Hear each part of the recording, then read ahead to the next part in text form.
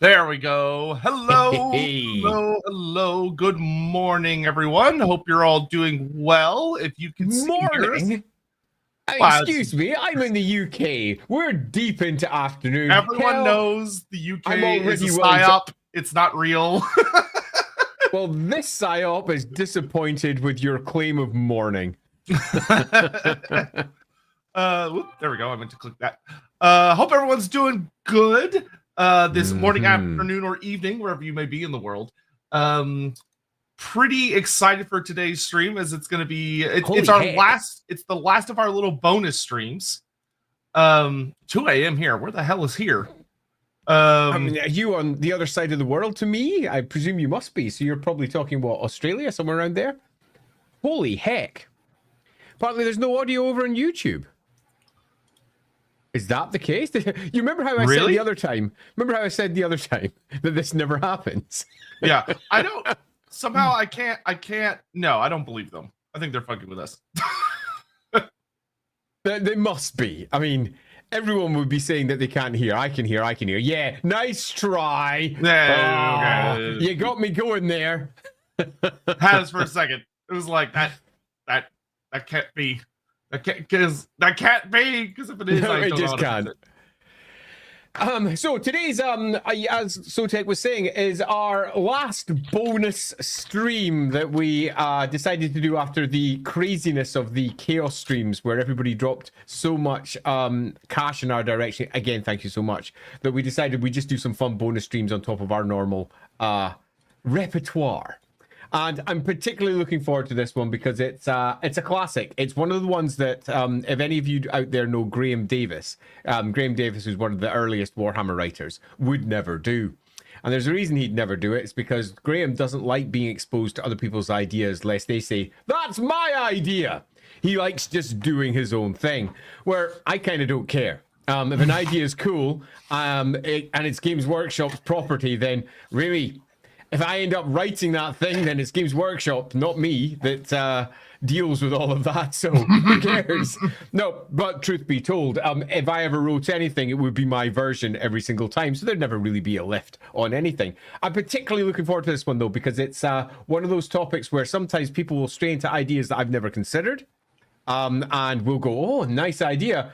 I'm imagining, as is often the case with crazy headcanons, which is what our topic of the day is, that our crazy headcanons, a lot of them are going to be, I like that. Not what I do, but I like it. Because that's often where we end up land with these things. But there might be a few, oh, Alexa's decided, fuck off, Alexa. So I need to get it out of my office. I have no idea why I haven't done it yet. Headcanon too.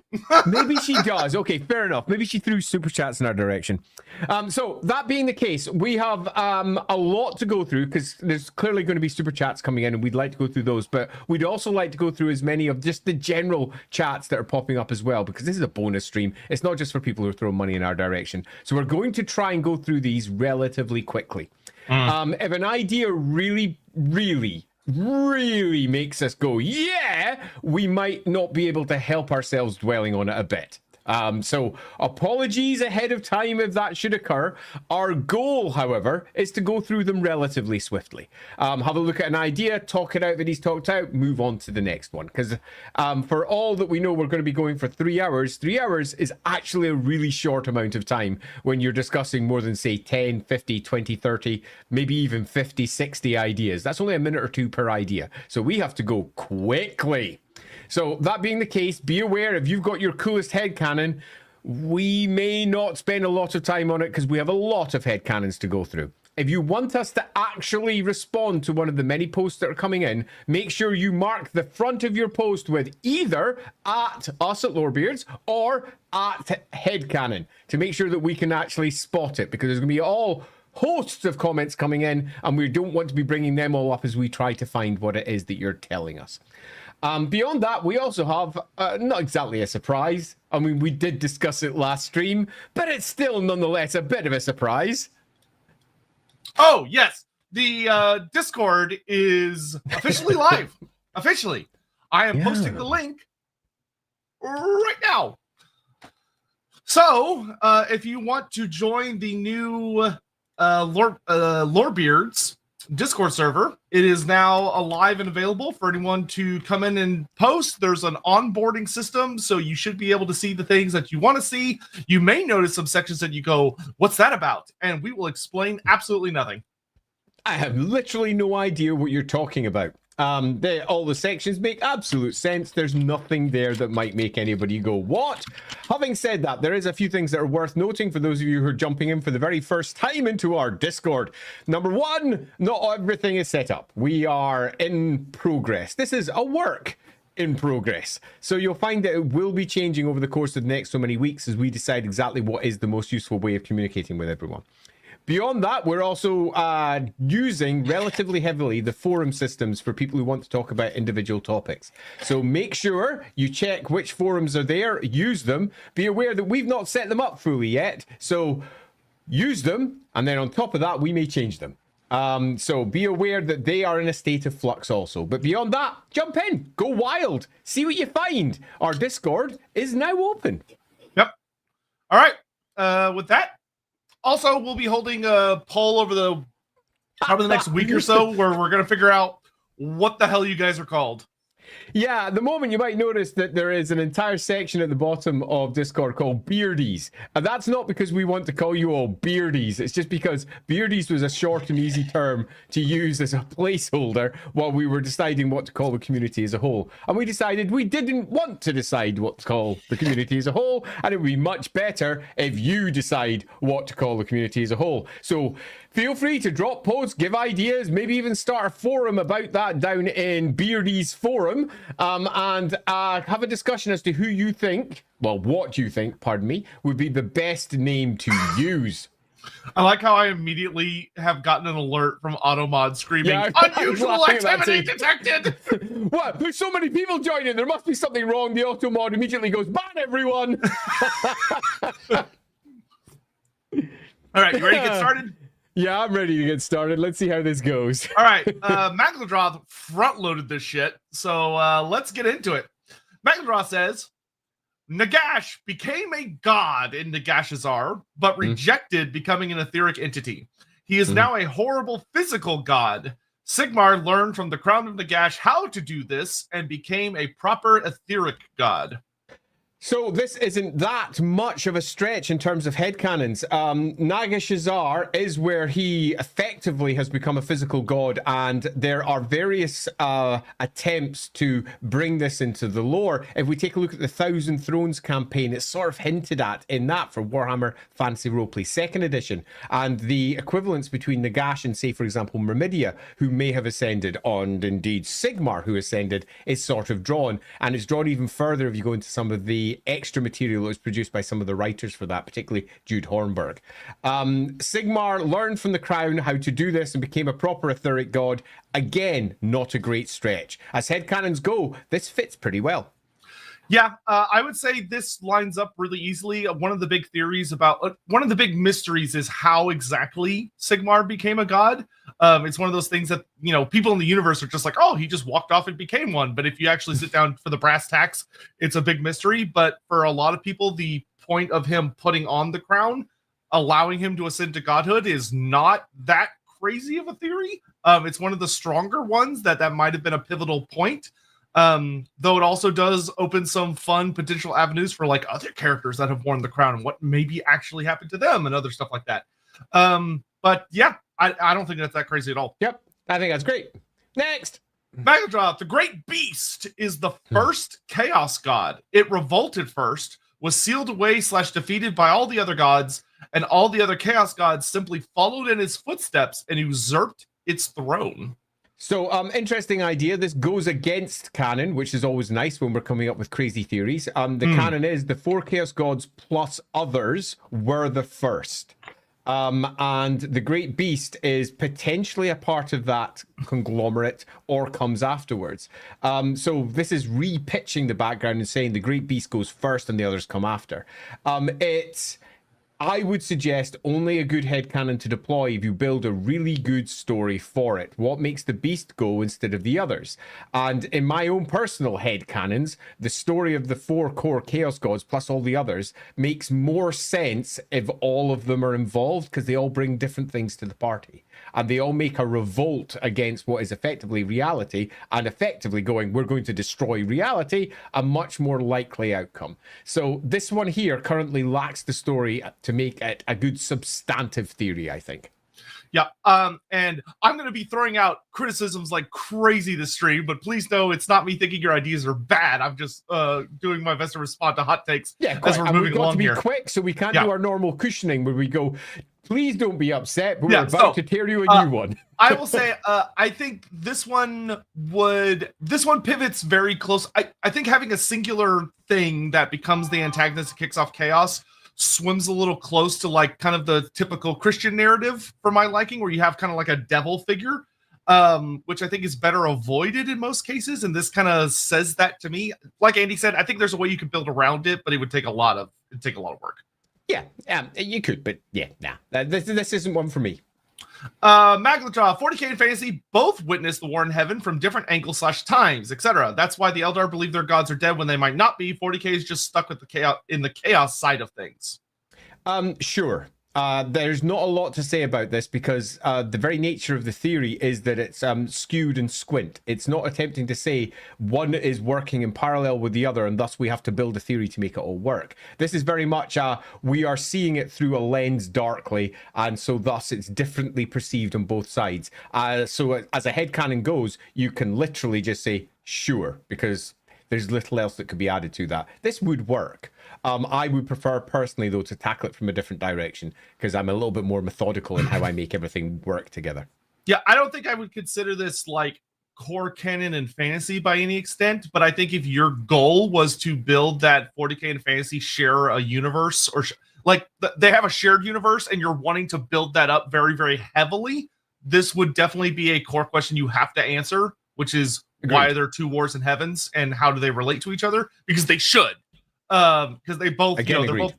So I think for a particular version of the universe you're building, this would be fundamental. And I like this idea. I like it a lot because that would even allow, like, you have entities that are being viewed through weird lenses, which then could allow you to further extrapolate how there are fundamental things that are shared between the settings, but they're just seen differently because of like the looking glass that is the realm of chaos, which could be fun.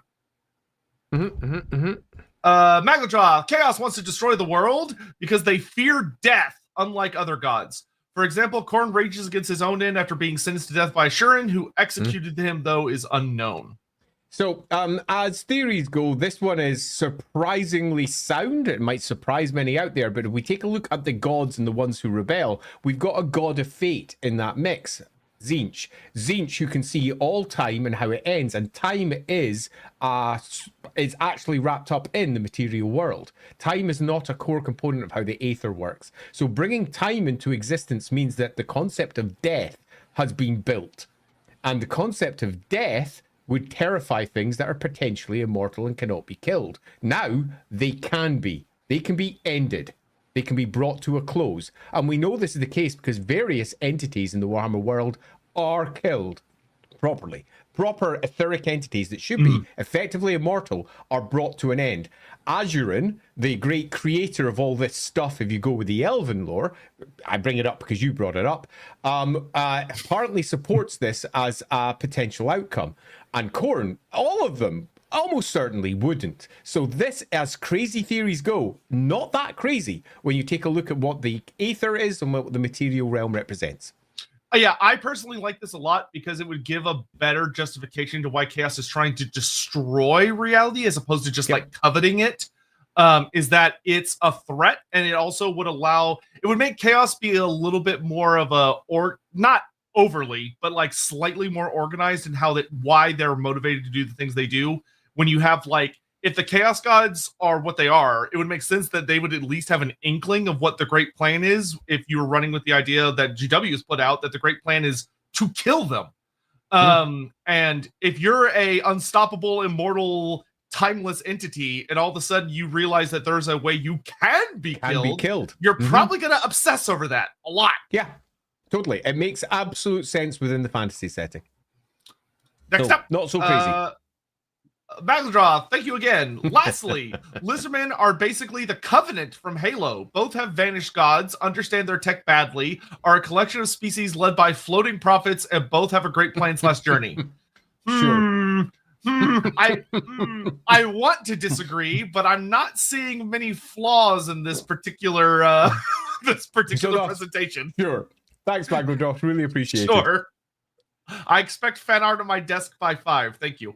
Also, just want to grab this out. For those of you going to the No Kings protest today, be safe out there. We support you really desperately. Do be careful out there, though. Things are a little spooky. Yeah, be careful. It's crazy. Let's see. Bobblefoot. The shed Loremaster of Sotek has been working on is stuffed with Lorebeards merch. Also, to all No Kings marchers, stay safe, stay alert, and watch out for each other. Definitely, those are all true things. Yep. I really wish we had Lorebeards merch. It will come eventually. It has not yet. Yeah, because we'll have to figure out how the fuck that works, which is out of my normal pool of. That's all right. I'm already slowly but surely working on a variety of stuff because I'm going to be doing the same for over on LAWhammer. Once I do one, it'll be very easy to transfer all of that over into everything that we're building for Lorebeards. And Lorebeards is going to have all of its own stuff, effectively, that we can merch if you wish to be one of the people who are on the receiving end of buying cool shit. So we will have that up eventually, but not yet. Yeah, and in a perfect world, if we're able to do it from our relative locations, we'll be able to there'll be an American side and a European side to make it not horrifically expensive. You don't happen to live in one of those places. Yeah, it'd be lovely. Drazina, Urson is the former husband of the widow Kislev. Attacked or cursed, Urson was on his deathbed when his wife Kislev, a beautiful young mage, sacrificed her beauty to save him. Interesting concept, Drazina. So first, Urson, former husband of the widow, that immediately makes you go, well, that means Urson's dead. After all, the word widow suggests that. And Urson isn't dead, at least in the way that we understand gods to be alive or dead. Urson is still an extant deity, but it is also worth noting that Urson worship and Urson reverence sort of died out in Kislev. It came to a loose end and then was brought back to the forth by Tsar Radiboka. So you could very easily build a story where Urson died into it, and it would be a seamless addition with the potential return of Urson through the processes that are at hand in Kislev. So could you make this work? Yes.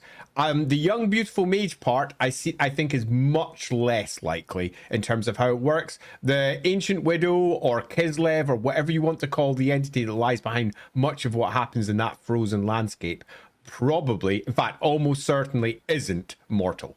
It called to the Gospodars from across the Chaos Plains and pulled down what was a Chaos tribe to it and brought them in, and effectively they worship it. So the entity that is much less likely to be mortal.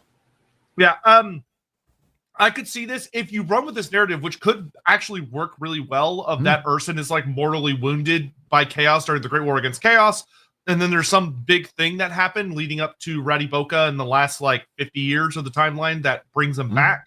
Yeah, that's cool. That would work really well. And this could be a useful like in-universe story from like the Ungol perspective of like the hags telling a story about how it was Mother Kislev that brought Urson back, but she had to do some horrible, terrible sacrifice in order to do it.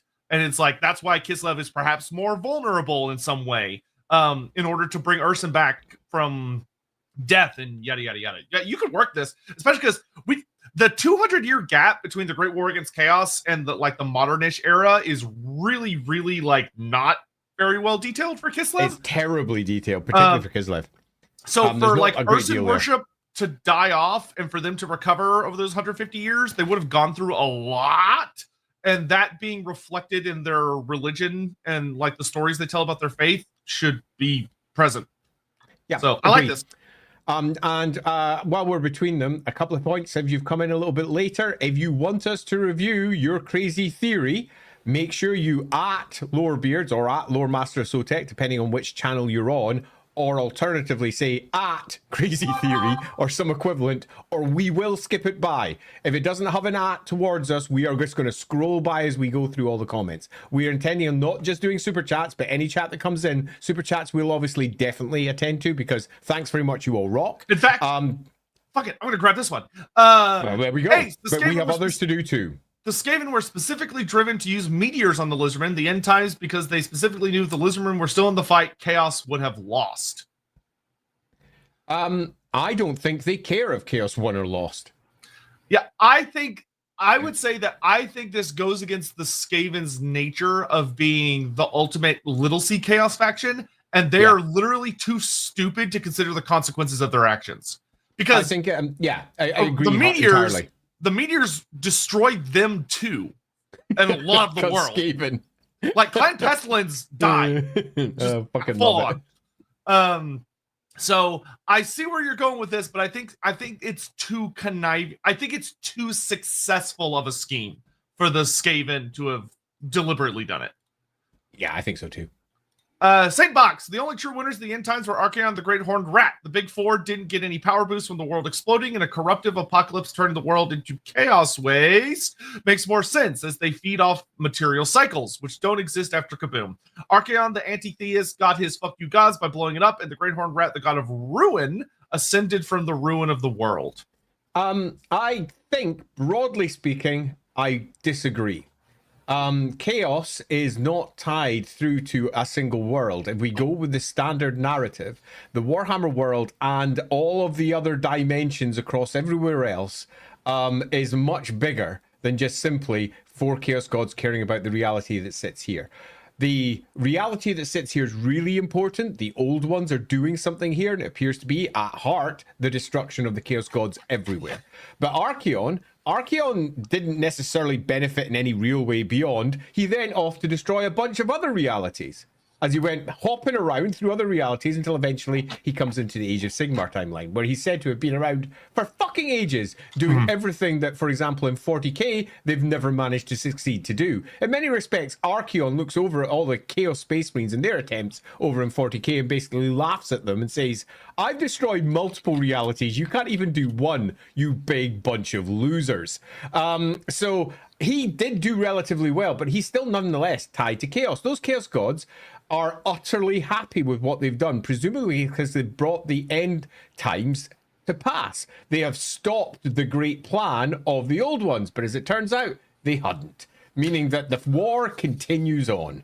Yeah, I would say I definitely agree with your statement that there were much more tangible, like, rewards for the Great Horned Rat and Archaon. Like, they definitely got the most out of it. I mean, eventually. Yeah, but it took time. And they also, like, it wasn't that the Big Four got, like, weaker or stagnant. It's just that they're already so mighty that whatever is successful increases of power they did get are indiscernible.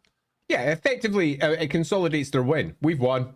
We can go rampage into any reality we want and eat it. Woo! We're happy! Woo! But as it turns out, the Warhammer world hadn't been quite as destroyed as they all thought. Yeah. Korenshima, there are 6 other Rhea continents besides Lustria, but they were all sunk during the Cataclysm, just like Lord of the Rings during Morgoth's time. That would be a very easy thing to say, because there's no way anyone could counter it, really. Completely. And indeed, Corrine, I'm going to go further and say that your statement here, disregarding the 6 in particular, or the naming of the continents, is almost certainly true. The Cataclysm and also the moving of the world by the old ones completely reshaped everything. Completely. So the idea that there is sunken areas and other parts of the world that have not been touched effectively by mortal hands in the way that we understand them, except for maybe fishmen, absolutely is the case. So I don't think this is so crazy at all. Yeah, I think this would make perfect sense, and it would do a really good job of demonstrating the horrors of the old ones and the horrors of the Cataclysm simultaneously. Captain Magma, the Horned Rat is fragments of the Big Four that broke off during the God War and the Cataclysm and manifested into its own being during the Doom of Kazmar. Hence why the Horned Rat has aspects of the Big Four gods within him. Yeah, you could do that. There is nothing saying that this sort of thing can't happen. Indeed, shearing off of different parts of the great chaos powers is something that happens frequently as various minor entities sit in the periphery of the great maelstroms that are the core great chaos gods. This is not exactly a controversial thing to say. However, pulling in bits of all of those chaos gods to create a fourth one is a stretch, but not a stretch that's possibly too far.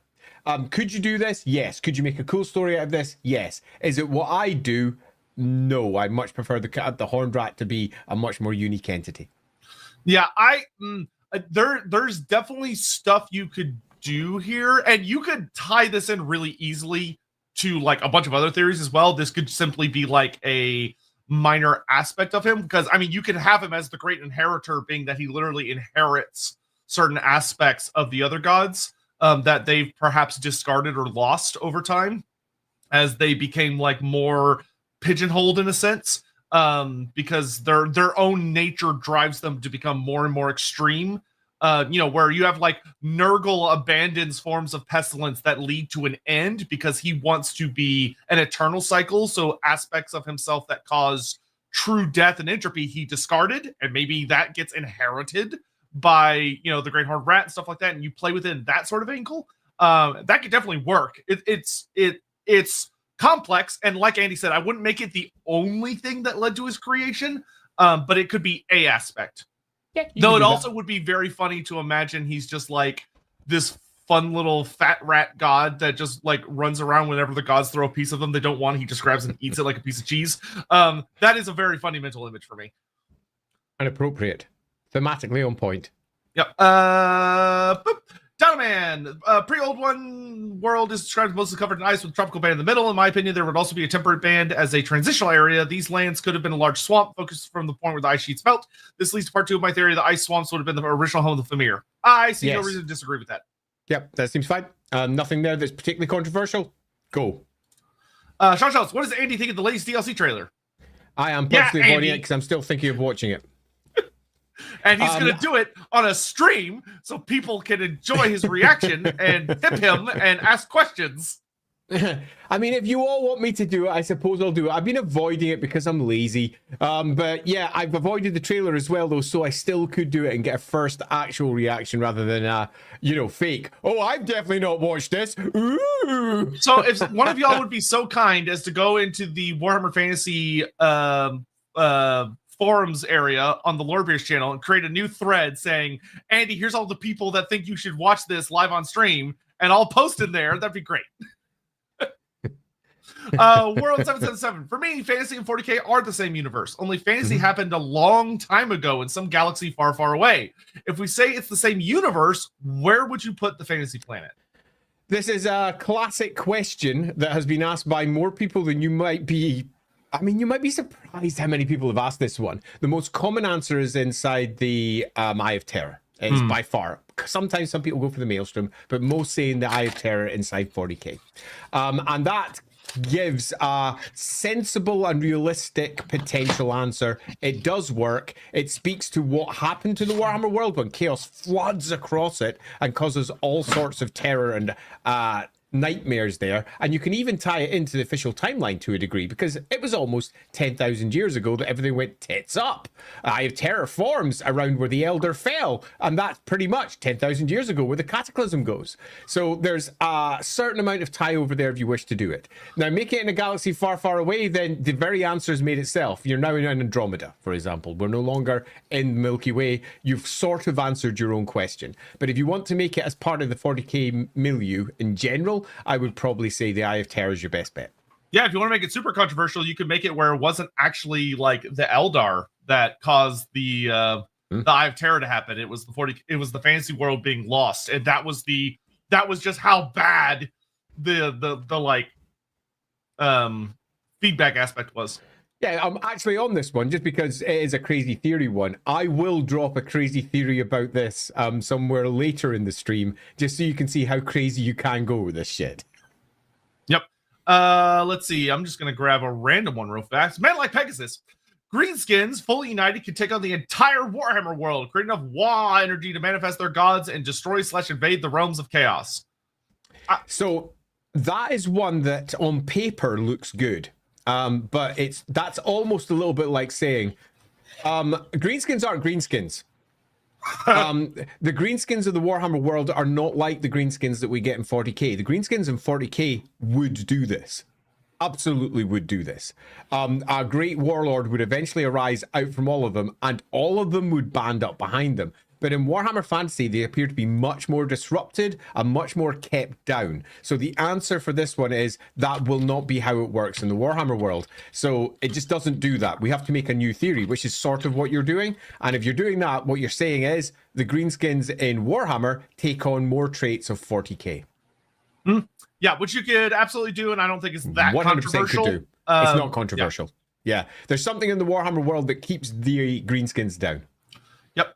Next one. Boop. Donovan. When parts of Ulthuan sink, yes, I'm still on this. They're still attached to the floating continental shelf of Ulthuan. They only sink a little bit rather than breaking off and sinking entirely to the sea floor. My reasoning is that Tor Enrock is still somewhat visible, so it can't have sank that far. So either it's still attached below the waves, or Ulthuan is only like 100 meters above the sea. I would say the first one is definitely the more likely, that parts of it sunk but got like grabbed or hit something from, because Ulthuan's not just like a sheer donut. It's more craggy and complex underneath. Yeah.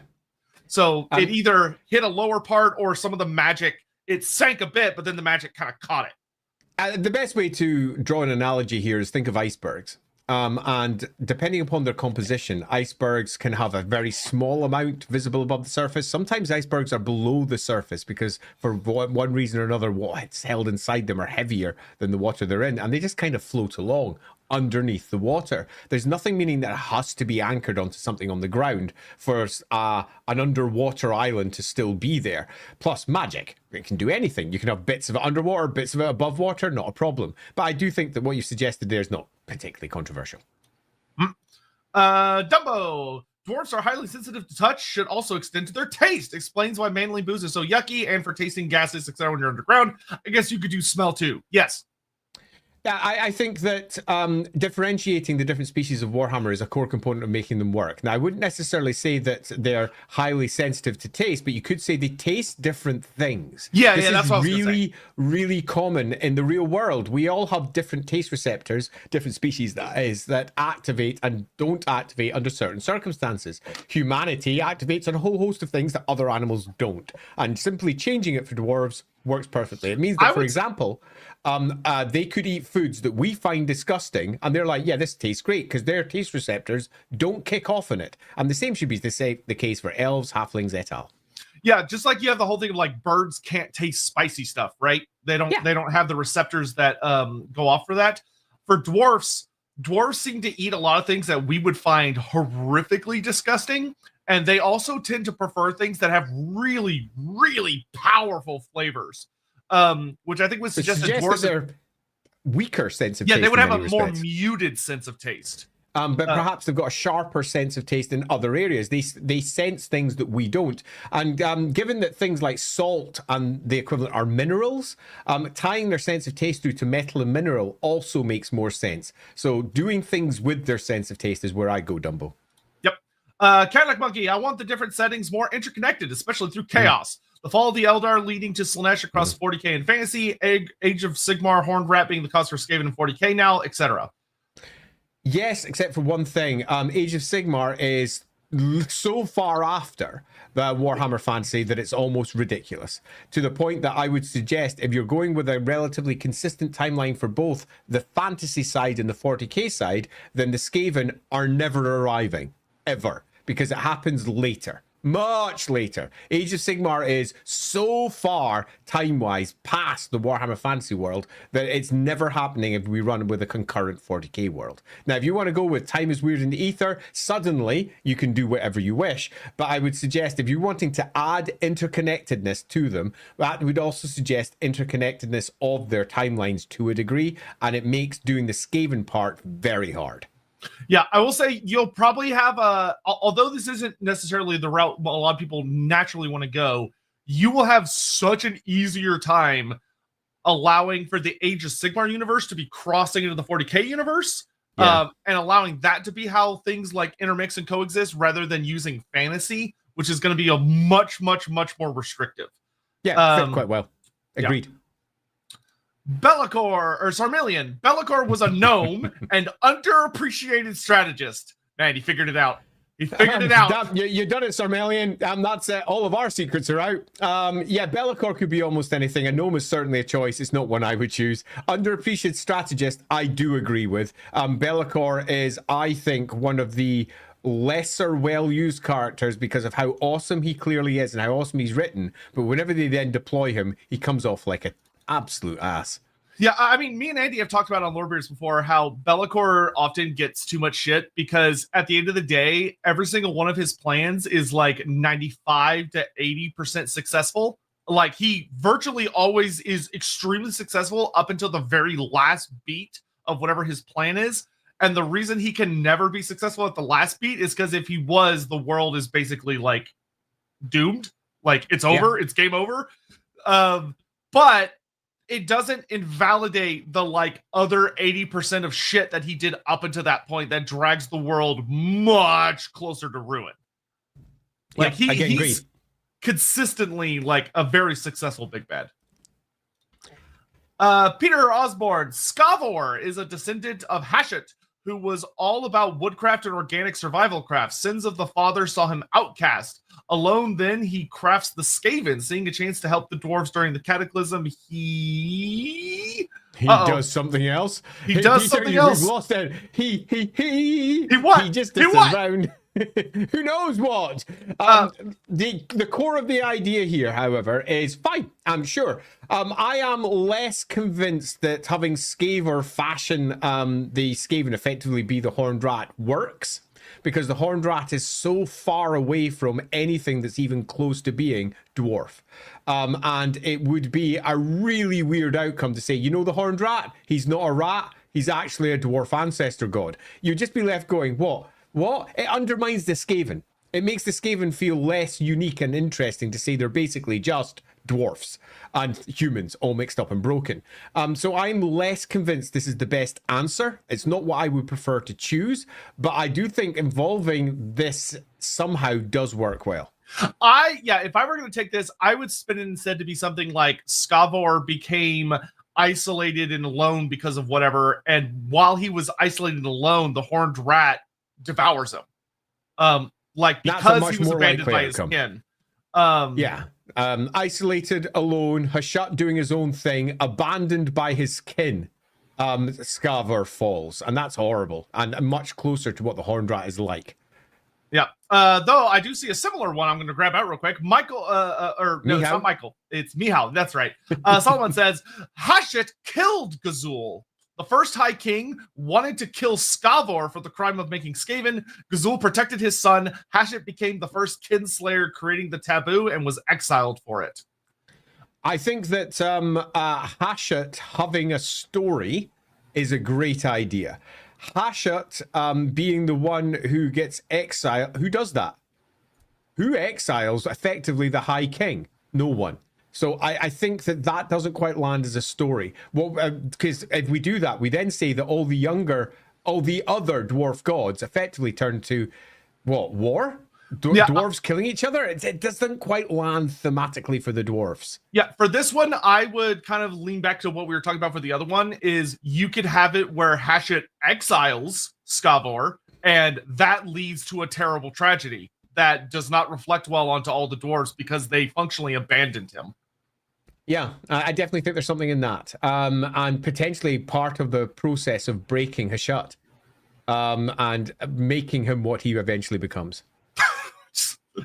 Loremaster of Sotek, I got a hot theory. An old one snatched up a temple city and hid it away between intergalactic space and turned the dial past 11, and oops, Tyranids. Yeah, so Tyranids are an interesting component because you can easily make, and I can't believe I'm taking this seriously, but you can easily make a very strong case that they're just an old one creation, in that they are designed to wipe out all sentience in the 40k universe and thus depower the Chaos Gods. Because the Chaos Gods work, particularly in 40k, from sentience, from, well, sapience would be a better way of putting it, from active minds influencing the warp. And if you wipe that out, then the Chaos Gods are equally tamed. So you could argue that the Tyranids are nothing more than the great viral exterminator of the Chaos Gods by doing that. So not as crazy an outcome as it looks.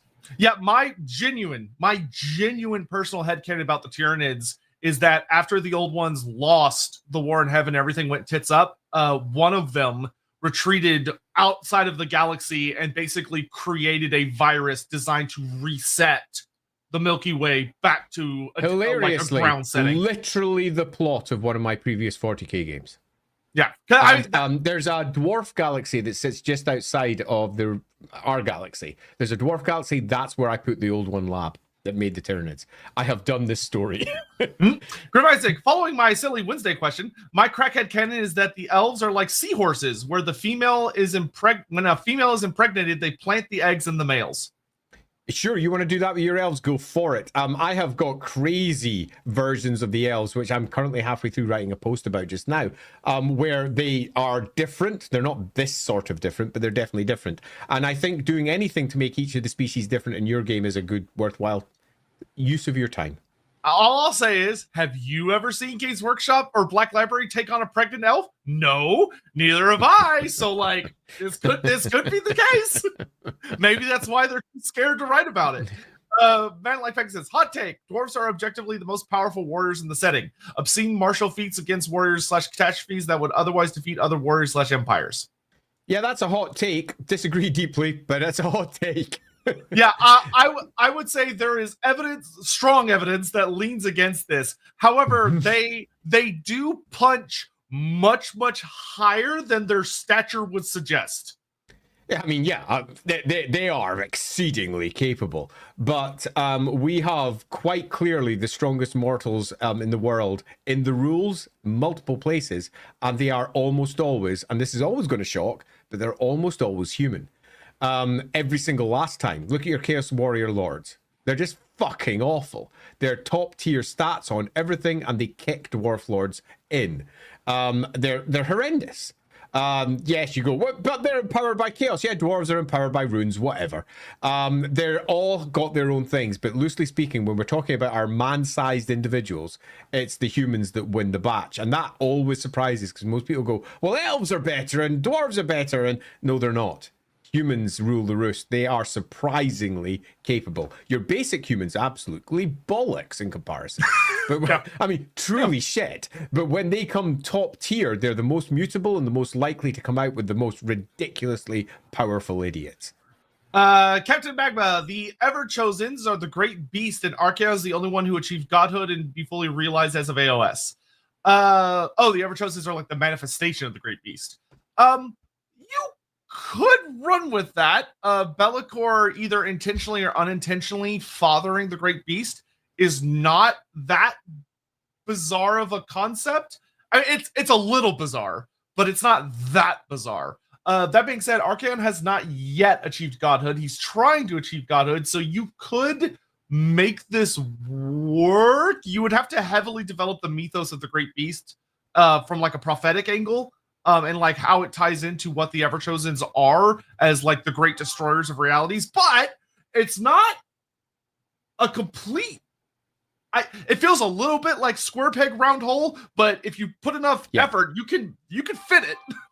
Yeah, I think that's a perfect way of describing it. It's a square peg, it's a round hole. But if we just turn that brick round, we can just slide it in regardless of the shapes that we have in front of us. We could definitely, with a little bit of twisting and turning, turn this into something, but it would need some twisting and turning and development to turn into something good.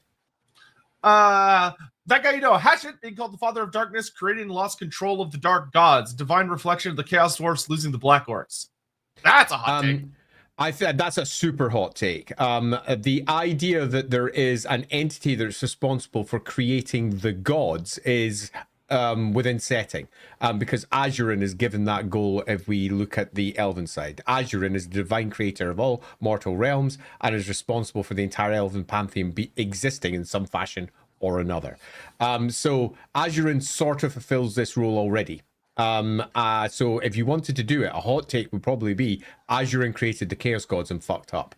That wouldn't be that hot. This one's a much hotter take, and it suggests that the dwarf ancestor gods are much more etheric and are creating etheric entities. They're part of the process of building the world and building the etheric entities that lie outside, which would suggest that Azurin was instead made by Hashut, which would be an interesting route that you could take. Could that story go? Absolutely could. There's the lore around this area is so weak, you can write almost anything and it doesn't contradict.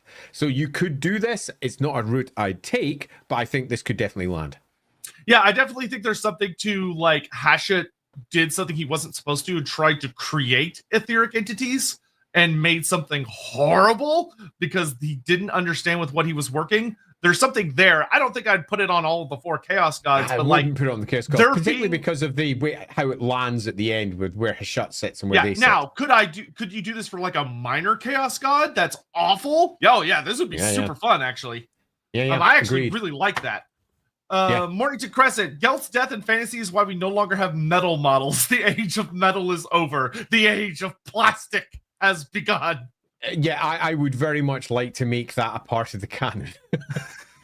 Make that a thing. Little did we all realize that Warhammer Fantasy controls the manufacturing process at GW headquarters.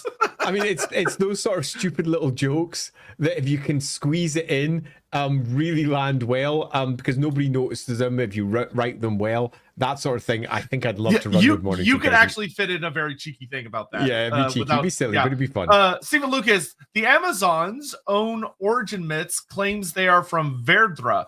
5 planets and no sci-fi medieval pulp stories. We probably only get a lore expansion in Age of Sigmar. So basically, we've got a lack of sci-fi in Warhammer. You're saying, and the Amazons could bridge that. Yes, Vedra is definitely something that could be used for that. Vedra, you could almost use it in a John Carter of Mars style idea. If you don't know John Carter of Mars, there was a Disney movie which was surprisingly good for all it completely flopped because Disney went, marketing? Who needs marketing? And the concept of that being, hey, I'm on Earth, poof, I'm in a completely different world, and it's all sci-fi and weird. Here I am, and by the way, I inspired much of what you think about of pulp fantasy and science fiction, like Star Wars. And poof, we're back in the real world again. And you could easily do that with Warhammer. Poof, we're now over in Vedra, doing crazy Vedra adventures, and then poof, we're back again. It's super easy to do that. This could actually work in a really interesting way if you wanted to run with the idea that, like, on Vedra, there's no males. Like, it's the planet is like where the Amazons really come from, and you have this idea that the Warhammer, if you're hear me out on this, if you're running with the idea that on the Warhammer Fantasy planet there are so many different races and cultures that have all this stuff about men shouldn't use magic, men shouldn't use magic, men shouldn't use magic, and if you want to tie that into there's a reason, and that there's like, if you wanted to build like an old one story of that there's a planet where they only had females, and then someone came over to the Warhammer Fantasy planet, they created males, and shit started to hit the fan. Because there was something inherently odd about like this new thing the old ones created. You could run with that. It would be really weird, but you could run with that, I think. Absolutely. Brock 6000, Hawkland long rifles are so good because they have secret dwarf runes, which is why no engineers can reproduce them. They were created by dwarfs in the Middle Mountains and stolen, which if uncovered would cause war between the dwarfs and Empire. That's one way of answering what is clearly one of the most ridiculous situations that we have in the Warhammer world, which is that Hawkland long rifles, which are different to standard Imperial weaponry because they have rifling, which makes them much more accurate. They are proper rifling, and the skilled manufacturing of rifling up in Hawkland that's been passed on down through the generations is significantly better than you find anywhere else. It's bullshit. All it takes is one relatively competent gunsmith to look at how a Hawkland long rifle works. Now everyone has them. Yeah, it's literal bullshit. The idea that there's a guy out there who built a fully functioning, competent clockwork horse that works And he looks at a rifle and gun. He's like, I can't figure it out. It's too complicated. There's clearly a story there. This is one way of doing it. It's not the route I would take, because you're now conflating. You're just giving dwarves access to yet more Empire shit, and it's better that the Empire works on its own merits. I would want to build a story for Hochland, not build a story for the dwarves. Yep, I agree. I would let humanity have the W on that one. Yep, me too. Surrogate. That being said, if you want to tie it into like something that had to do with like the ruins of the dwarfs in the Middle Mountains, there's something you could absolutely do there. I don't think I'd use runes, but I'm totally cool with them learning it from the dwarfs. Yeah. Surrogate guy. I've always felt that AOS factions could have fitted in an alternate post-end times old world. The fire dwarfs being the dwarves of Karak Zorn, Lumineth being elf remnants of Elithis, Stormcast being the army of Sigmar returned. I always felt that AOS would have been much better received at the setting state of the planet. They could have done this. I wish they had.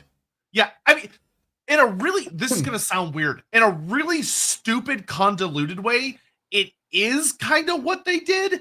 But they did it in a way where they did like a quadruple sideways backflip and didn't really stick the landing. And then they kind of just figured it out and tried to salvage it. Because when you read first edition, what it literally tells you is that the Warhammer Fantasy blew up and all of the magic and everything from the world that was scatters into the universe and then starts to recoalesce into a new form. And that's what AOS is, but they kind of they added a bunch of steps they didn't need to add. Which is, it just is what it is, unfortunately. I agree. Yeah, totally. Amadeus Carcosa, Sinether is Elenil after he went mad. Morgur is him forcing himself through reality through the first soul he finds every time, making a forced avatar. Through him, he mindlessly prowls for the last 5 Elenili that survived by hiding in the mortal world. Bad news, it has now gotten the scent of their mother, Isha. So I'm not pretty sure that Isha isn't their Elenil's mother. No, he means the mother of Elenil's children. Okay, gotcha. Then sure. I think this is almost a great idea, actually, as an idea. There's a potential story that could come from this, but ultimately, as we have the elven gods, regardless of what the obvious story is, that they are just gods across the entire setting, they're generally handled like elven gods by Games Workshop. That being the case, if they were to tell this story, they would tell it with an elf, not with the beastman. It's how the Games Workshop would typically handle it. Do I think, though, that this could be made to work? I absolutely do. It, in many respects, also speaks to the other 95 fucking gods that have apparently been eaten. That would make sense. I will say this would work well in a couple different ways. Like if you're painting Elenil as like a Kronos figure where he's literally devouring his children intentionally is the way to deal with them. That works well. And I think if you wanted to run with the idea that the way Elenil forces his way past Assuran's decree fucks him up and like mutates him into this horror, and that's like that's the punishment of trying to force your way through Assuran's decree, and shows that he's not successful and it's driven him completely mad. You could do that.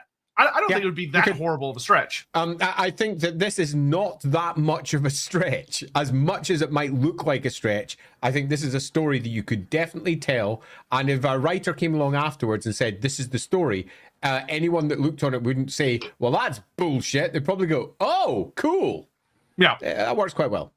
Madeline Peck says, Headcanon, dwarves are physically, well, oh my god, dwarves are physically as strong as bloodthirsters, ogres, and croxagores. The dwarves can parry blows and or are on par in arm wrestling contests. No. I mean, no, that's the first hot take. Sure, you want that for your world, go wild, but that's the first hot take I'm going to say. Absolutely not. Like, love it, man. Like Pegasus, love it. Yeah, like, oh my lord, dude! Like, look at the books where like a bloodthirster swings and freaking like Gotrek gets sent flying across the room. Like, no. Thank you, though. Julius, the Oak of Ages is a hive mind nature god.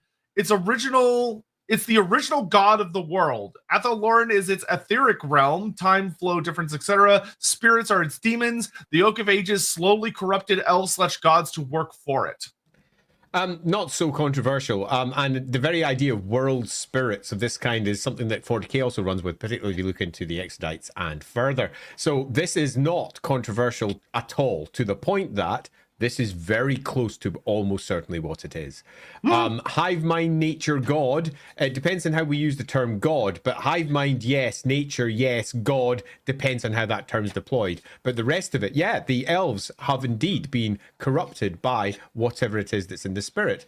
Nathaloran, pardon me. This is, in the greater scheme of things, not that crazy as a setup.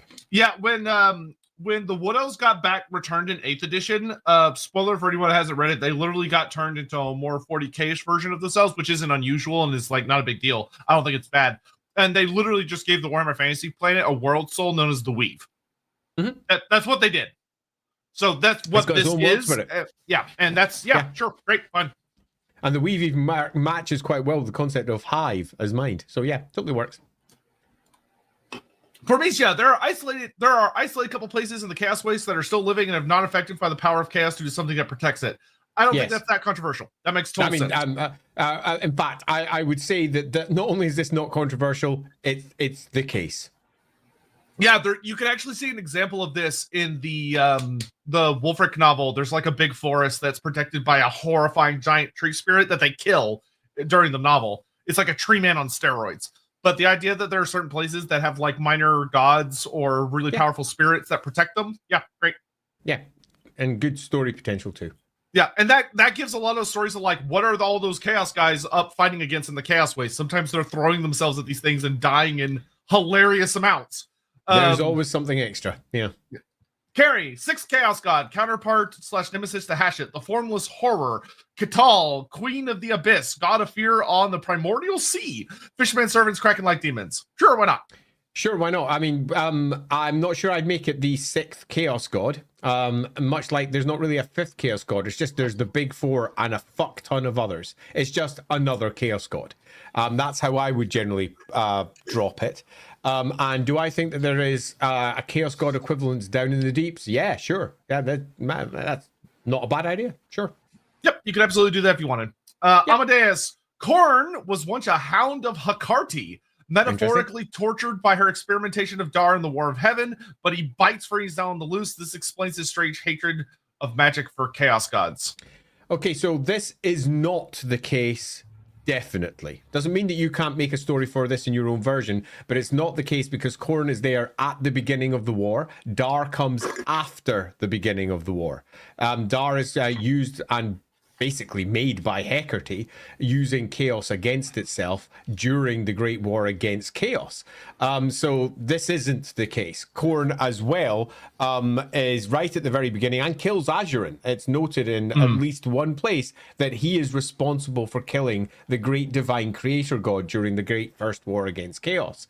And Azurin, like a phoenix, returns at a later date back at his pyramid. So that it isn't the case, but it does make for a fun story.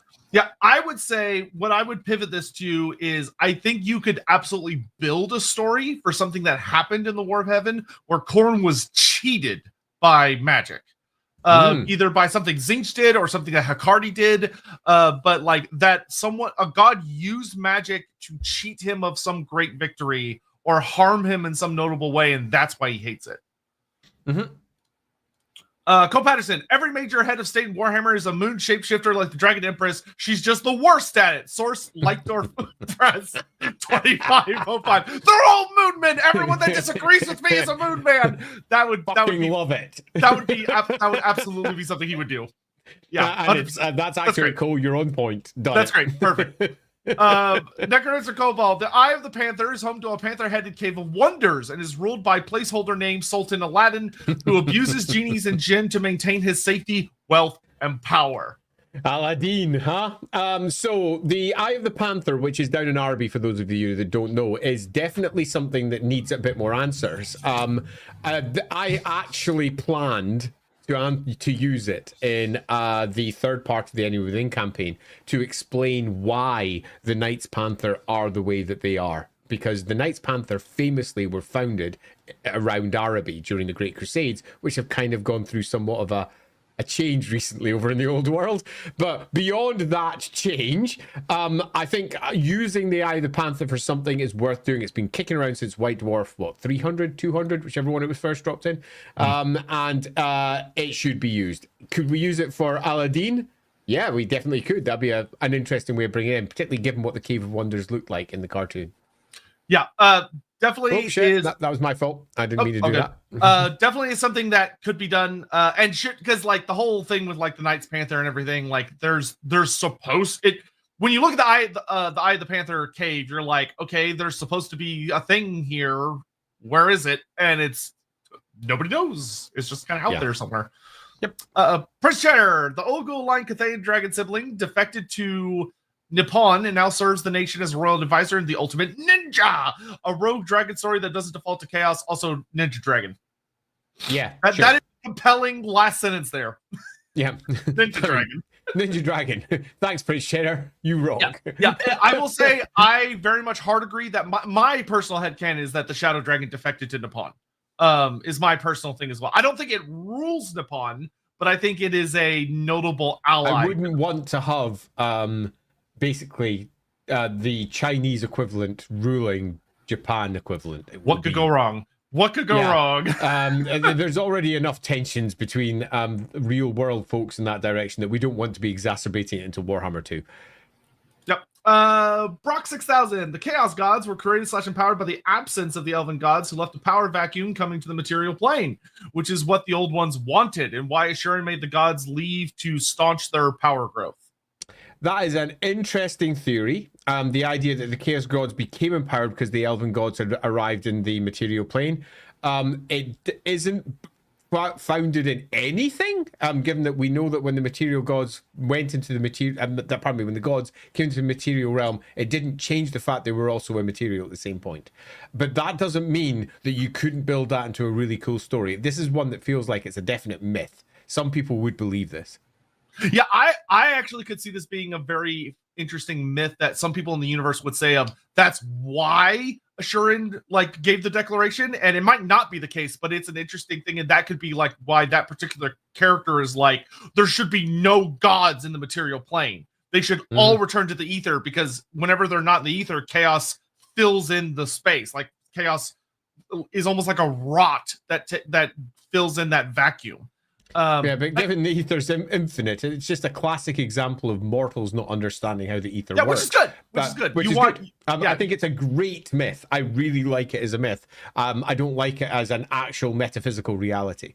Also, given that we're sitting at the hour, for all of you who have arrived late, if you want us to pick up your comments about, well, all your headcanons, make sure you at us, whether it's at Lorebeards, if you're on the Lorebeards channel, Loremaster Sotek, or Loremaster Sotek channel, or just at headcanon because you've got a cool one you want to throw at us.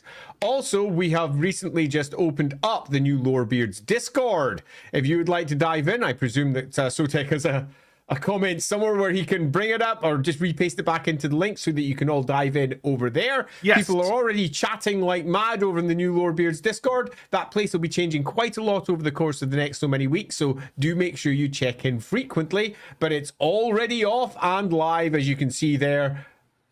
If you want to tap in, if you're watching us and you don't want to click on a link, you can tap it in by hand like someone from 1991. It'll also no, that's be too early. Like in 1996. It'll also be in the top comment of the video and everything. Superb. Okay, I'm going to grab a couple of these random ones real fast. Metalite Preg says, headcanon, AOS, and maybe even fantasy Grimnir is on par with Khorne and martial prowess / fighting power, i.e. Grimnir would rock his world both ways. I think Grimnir being an exceptionally powerful warrior god that is up there with the other warrior gods, sure. Yeah, I would suggest that the difference between Khorne and Grimnir is that Khorne is an immaterial god and Grimnir is mostly a material god. So they're fighting in different spheres. And I would argue that Grimnir would be fucking terrifying in the material realm in a way that might make Khorne quake. It might make Khorne want to bring more of the immaterial aether into the real world to empower him and make him bigger. But yeah, I think there is definitely something in this, but I would suggest that it's not so much that they're on pars, it's they're differently powerful. Yeah, I think the idea of them getting to blows with one another is the very difficult part. No, I would see both of them straining at the leash to fight one another, but there are difficult limitations there. Seth, Triton, demigod guy, is a part of Krakenrock the Black's family. Okay. And instead of making a deal with Chaos, he instead struck a deal with the ocean. Okay, that's interesting. So making effectively a deal with Manan or Mathlan or any of the various names you wish to choose for that god. Could you do that? You absolutely could. I mean, that's something you could do. It does suggest, though, Krakenrock is part of a larger species. Triton sort of isn't. It sort of could be, depending on which version you go with. I'd say if you really want to go down that route, you're probably better running with maybe an avatar. Or something much more spiritual, like the ultimate expression of an oceanid, an ocean spirit. Yeah, Triton's always been really weird because the lore is like, okay, we definitely feel like he's supposed to be a physical entity, but he also is alone, and he's the only one of his kind. So what's the deal with that? And then they kind of never explored it. And it's one of those ones that should just be nailed down and pinned. Yeah, he's very weird. I would... It's like the ocean is so full of magic. People do not understand how magical the fucking ocean is. Yeah. That I think he makes a lot more sense as like an uber divine servant, essentially. But, it is what it is. Okay, back to... Where was I? Ooh, here. This one there.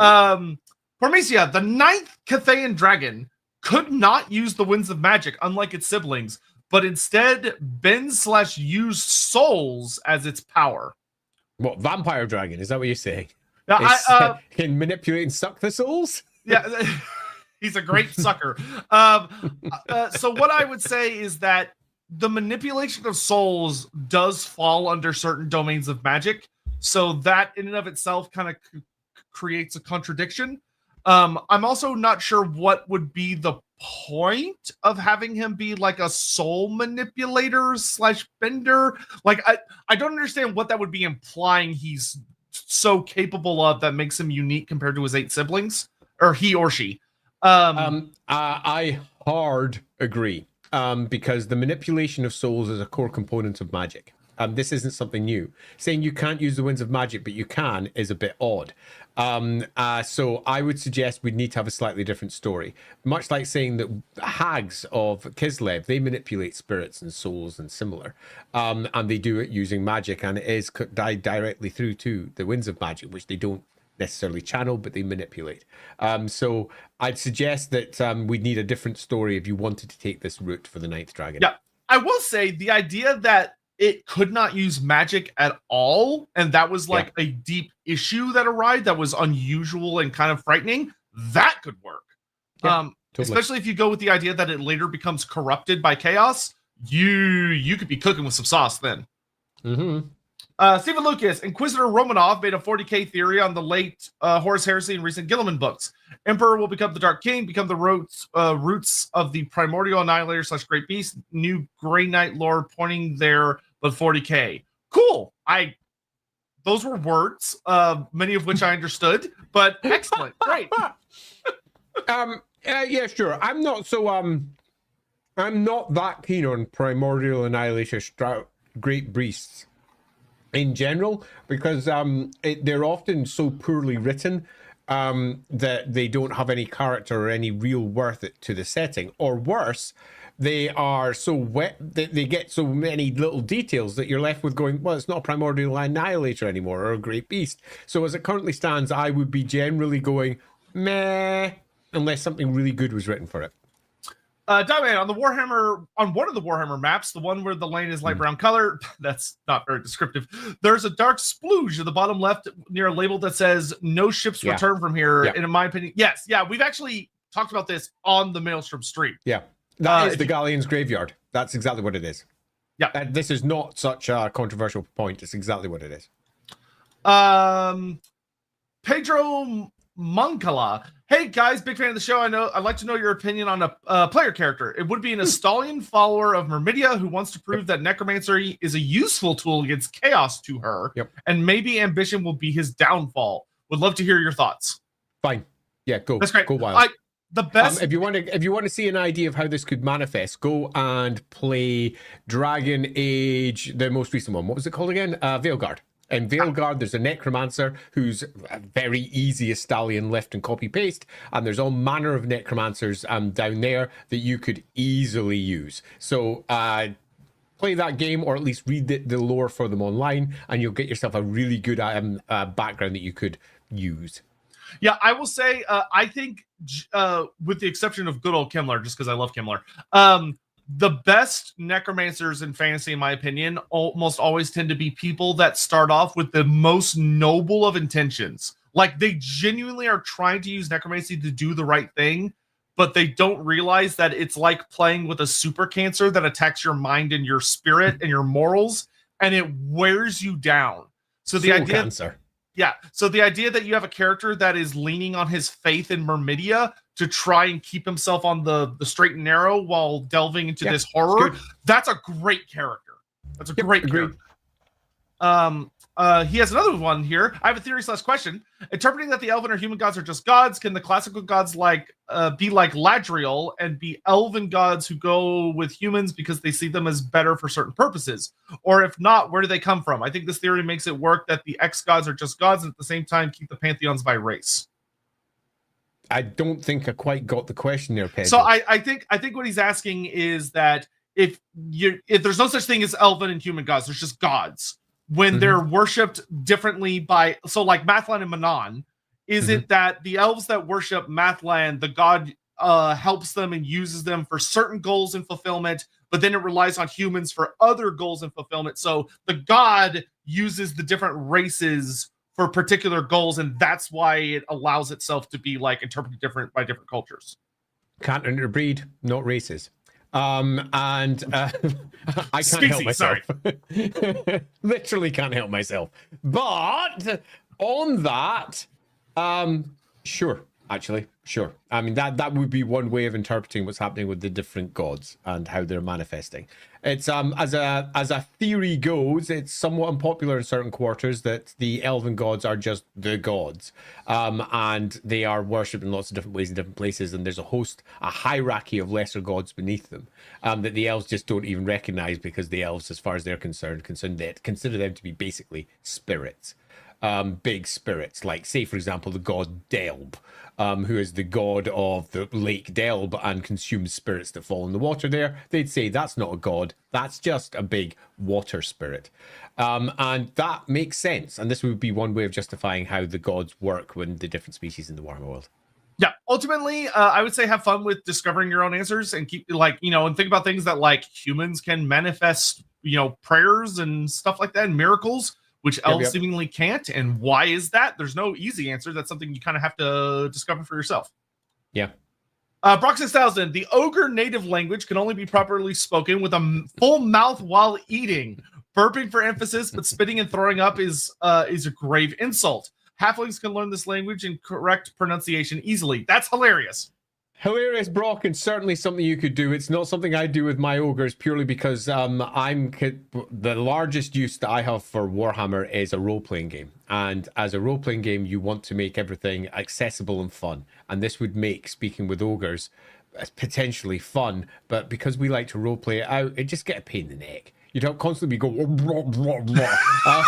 as you attempt to eat, and it would be as you attempt to eat and talk, and it would just be a bit weird. But I do think that possibly using this to a degree, where certain speech is considered high speech or different types of speech when you've got a full mouth or something similar, works really well. Yeah, I would say if you're dealing with a butcher or a slaughtermaster that is doing like a prayer or is doing like a spell or like giving a sermon of an ogre version of a sermon, that this is the way that they have like sacred speech, or maybe when ogres are like doing really formal forms of speeches for like alliances or marriages or whatever aspect is going on in ogre culture. This could be a really fun way to step that up. And it also would be a hilarious way if you're a GM and your players encounter an ogre for the first time to do this. And when your players go, I don't understand a thing you just said to me, you go, exactly. That is what your characters hear. Yep. Donovan, The reason the Lost Isles of Elithis are named this way because they used to be a civilization which was destroyed by past Everchosen. You can either do a human civilization based on Indonesia, the Philippines, or maybe a fourth elf faction who initially refused to return to Ulthuan, who controlled an empire in the southeast of the world and had Mathlan as the primary god. Yeah. I mean, yeah, that would be one way of handling it. I'm not sure what I would do in this particular instance. But the Elithis title sounds very elven in terms of its name, but that doesn't mean that's not the name that it once held. It might have been a different one. This is simply what the elves call it, in the same way that the elves have got their own name for the old world or their own name for the World's Edge Mountains or whatever. So loosely, sure. But I would probably want a lot more development there. Yeah, so because they're called the Lost Isles of Elithis, it seems to imply that the elves had something there and then it was lost. Yeah. You could go with the Everchosen story. That could work. I think I would personally, I would also probably enjoy doing a thing of maybe the elves tried to take over that space during their colonial eras, but the humans there just beat them. Yeah, possibly it was an invasion that came afterwards as well. So they were once held by the High Elves. And those islands were then lost as someone else came in. That allows us to have an extant, useful, awesome civilization in the area rather than we're going to create an entire new piece of world building and then just say it got destroyed 4,000 years ago. Meh, less fun than building something that's cool in the present right now that we can deploy in our Warhammer fields. Let's see. Next up we got Dittoleaf. I believe that in the eastern mountains of Kislev, a small kingdom of dragons has reformed because of the extreme cold reminded them of when they ruled. You know, there's something in this Dittoleaf. I was fully intent. I don't want to get caught up in this, but there was a point where when I was running Warhammer Fantasy Roleplay that I had crafted a bunch of campaigns, and there was campaign 1, 2, 3, 4, 5. The first one was enemy, but then the second one was going to be past the old ones. The third one was going to be, it was under the subtitle The Orders, and was going to involve all sorts of awesome. But going over to Kislev was going to be a core component of it, and I was going to be using quite a lot of dragons in that because of this reason, that the dragons had gathered to the far colder climes that had been created by this random weirdness that's going on in Kislev. Kislev is much colder than it should be for where it is in the world. And that was going to be a part of it. So I don't think this idea is crazy. Kingdom is not the word I would use, but gathering certainly makes sense. And even some of them becoming something different. Great frost dragons or some equivalent, because we know the dragons change when they are steeped in a particular type of magic, possibly when it's their eggs, possibly when they grow up, depending on which particular theory you want to go with. But not so crazy. The only thing I'd remove here is Kingdom of Dragons, but lots of dragons. I think it fits. I think makes the dragons happier. Yeah, when you're dealing with the coldest places in the Warhammer world, that are like especially that are like far away from the predations of chaos. So your Kislev, the mountains of Morn, certain parts of Nagaroth. I think you absolutely should have increased dragon activity. Yeah, totally makes sense. Dragruy pygmies are Slanesh worshippers. Bespoke and Bobrat are Beesbok and Brobat are aspects of Slanesh. The racist drawings of them are from spiteful old worlders with bruised egos. Yeah, the best attempt to try and fix the pygmies that most people have gone with is to make them halflings who happen to be black.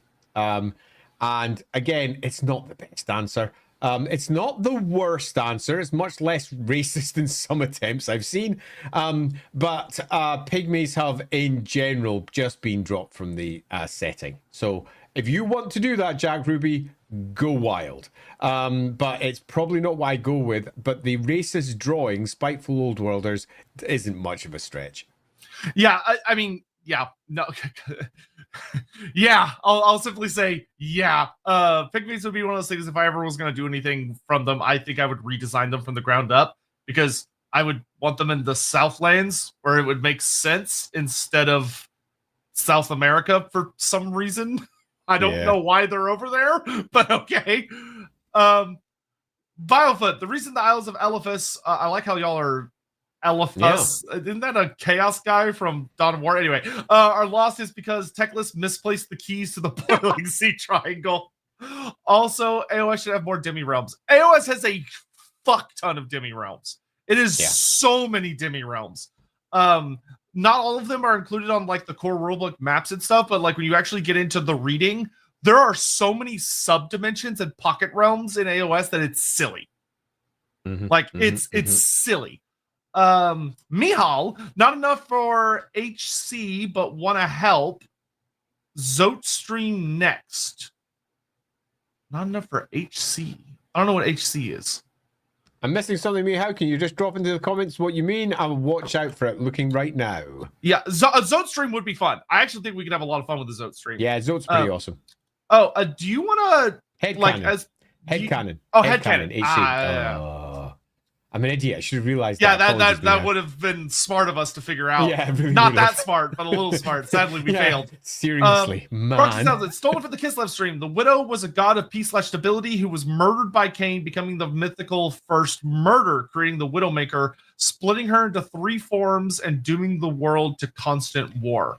I mean, interesting one. The Cain story is generally made to be a touch more biblical than this, in that the story of Cain and the first murder, if you want to go down that route, was actually more. Cain and more. And Cain kills his brother more, and he uses a weapon called the Grieve that was created by Vol. We are mixing gods a little bit here. One of the 100 blades that was created by Vol, and that weapon you can find inside the Tome of Salvation for Warhammer Fantasy Roleplay 2nd edition, and that's generally the one that we go with. So Mor was trapped in the realm of the dead as now the god of the dead because of the business of Cain and what he did as a god of murder. Now, that's generally the story, but that doesn't mean that we couldn't take an entirely different route, for example, going with the Widow. But again, the story isn't that the Widow is dead. The story is that the Widow is a widow and that her husband is dead. So it might be better to say that the Widow was Verena, for example. Verena, who is married to Mor. And Mor got killed, leaving poor Verena, whose heart has now been frozen because of everything that has occurred. That would allow her to be somewhat peaceable and stable if you wish to do so, and you get a very different version of Verena. That's one way you could spin it, but if I was spinning this story, I wouldn't be trying to kill the Widow. I'd be looking to kill someone around the Widow. Yeah, that for me would be the core thing that we've had several hot takes about the Ancient Widow that have done this, and I'm going to reiterate that the point is that she's supposed to be a widow. So you're supposed to kill her husband or her partner, not her. Yeah, totally. Just bring up this comment here from me, how Cain killed Mor, making a god of the dead instead of just dreams. Yeah. Mor was a god of the future and seeing things in dreams and insight. An aspect that in the Empire is now worshipped generally under the name Forsag. But Forsag and Mor are typically deemed to be the same entity. And Mor then became the god of the dead. Nerf? Nerf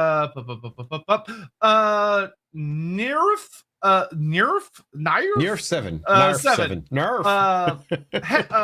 Hot take. Listen to the Hell Pit episode, and I see a lot of anti-capitalist /Thatcher thieves in Warhammer. But any critique of socialism in Warhammer from Eastern European point of view? No capitalism, no Warhammer, no lovely universe to discuss. So there is very little in the words of the critique of socialism in general in Warhammer, because most of Warhammer's core creation was created during a time when the Conservatives were in control in the UK. And the Conservatives were not the most right-wing party in the world, for all the UK like to view them as very right-wing. They were a sort of centre-right party, almost equivalent of the Democrats over in America. But they were our equivalent of the right-wing. And most of the criticisms that were being thrown at them by the students who were writing Warhammer at the time, the ex-students, who were all mostly left-wing, Labour-supporting, socialist types, weren't really criticizing their own beliefs. They were criticizing the things that stood in front of them. So whenever satire got dropped in, it was often pricking at those in power. And you got to remember, from the UK's perspective, the Conservatives had been in power for like 90% of the time up to that point. Labour was the secondary used to, occasionally popped in and did things like gave us the NHS and then vanished again. So the Conservatives were power, which is why they're the ones that got most of the needle pricking. So this doesn't really happen. Later on, as Games Workshop becomes a bigger company, it tends to avoid satire. Yeah. It tends to avoid it. Yeah. I would say this, I think, would be a really good opportunity for if you ever want to like put your own like little story into the setting and use it as a idea to critique a lot of the things that your personal history interweaves with. This would be a good thing to do, especially because Warhammer focuses a lot on like medieval structures, so it's a lot of like monarchies and power systems of like leaders that have like the will of God and all that other stuff. There tends to be very few other systems that get touched on because of the nature of the setting. The very nature of the setting is conservative. Because it's based on older political structures, most of which were very conservative in nature, meaning that most of the satirical punches that come from the writers are about the very nature of the societies they're writing about. So, yes, sadly, no, because sometimes satire is good, but even in modern writers, just to put one little bit of squirty cream on top of our cake, if we take, for example, in Ubersreich, when we were putting the Ubersreich together, each one of the core Warhammer Fantasy roleplay books at the beginning had opening double-page spreads of pictures, giving you an idea of what the setting was like. And on one side, it was a very jingoistic version of what reality was like. God saves the Emperor, Sigmar is great, all that sort of stuff. And on the other side, it was far more realistic, almost peasant view of, oh my God, this place sucks. And when we were doing the Ubersreich one, in the first draft of it, the jingoistic one quite literally said, because Ubersreich had just been invaded, and part of the justification was to make Ubersreich great again. Because as far as the powers that be are concerned, Ubersreich had fallen and had to be cleansed, and they had just sent troops in to do whatever the fuck they wanted. It sounds somewhat pertinent to today's politics in a variety of ways. That got nixed. And it didn't get nixed by Games Workshop, it got nixed by Cubicle 7 because they didn't want to make a political statement. I, to this day, disagree. I should have fucking kept that one in. Yeah, make Ubersreich great again. Because Warhammer has always been about pricking at power and satirizing these things. Sometimes it's difficult to do, and some writers don't have the deft hand, and they end up cacking it up a little bit. But you tend to find, because Warhammer is so conservative in the nature of the models it presents, that equally it's not pricking at socialism, for example. Christopher Thomas, dwarves are hairy, Skaven are hairy, therefore Skaven and dwarves were roommates. Oh my God, they were roommates. Hi, Loss. Proc 6000. Ogres and halflings used to be one being, split by the old ones. Not controversial at all. Yeah, I would rephrase that as they have a common ancestor. Yeah. Yeah. I don't think that this is a controversial take, Brock, and almost certainly to a degree is true. And the great hunger that lies in the bellies of both species are a uniting factor. That doesn't mean that the halflings worship the maw, for example. The maw is a later creation that comes afterwards. The halflings are not a part of that process. The ogres definitely are. But I don't think this is so controversial. Grabbing out just some random ones I see. Leo91 says, Zhao Ming is one of the only dragons who's openly bisexual. He's higher in openness and more experimental than the other dragons, which causes conflict. So I would rephrase this a little bit.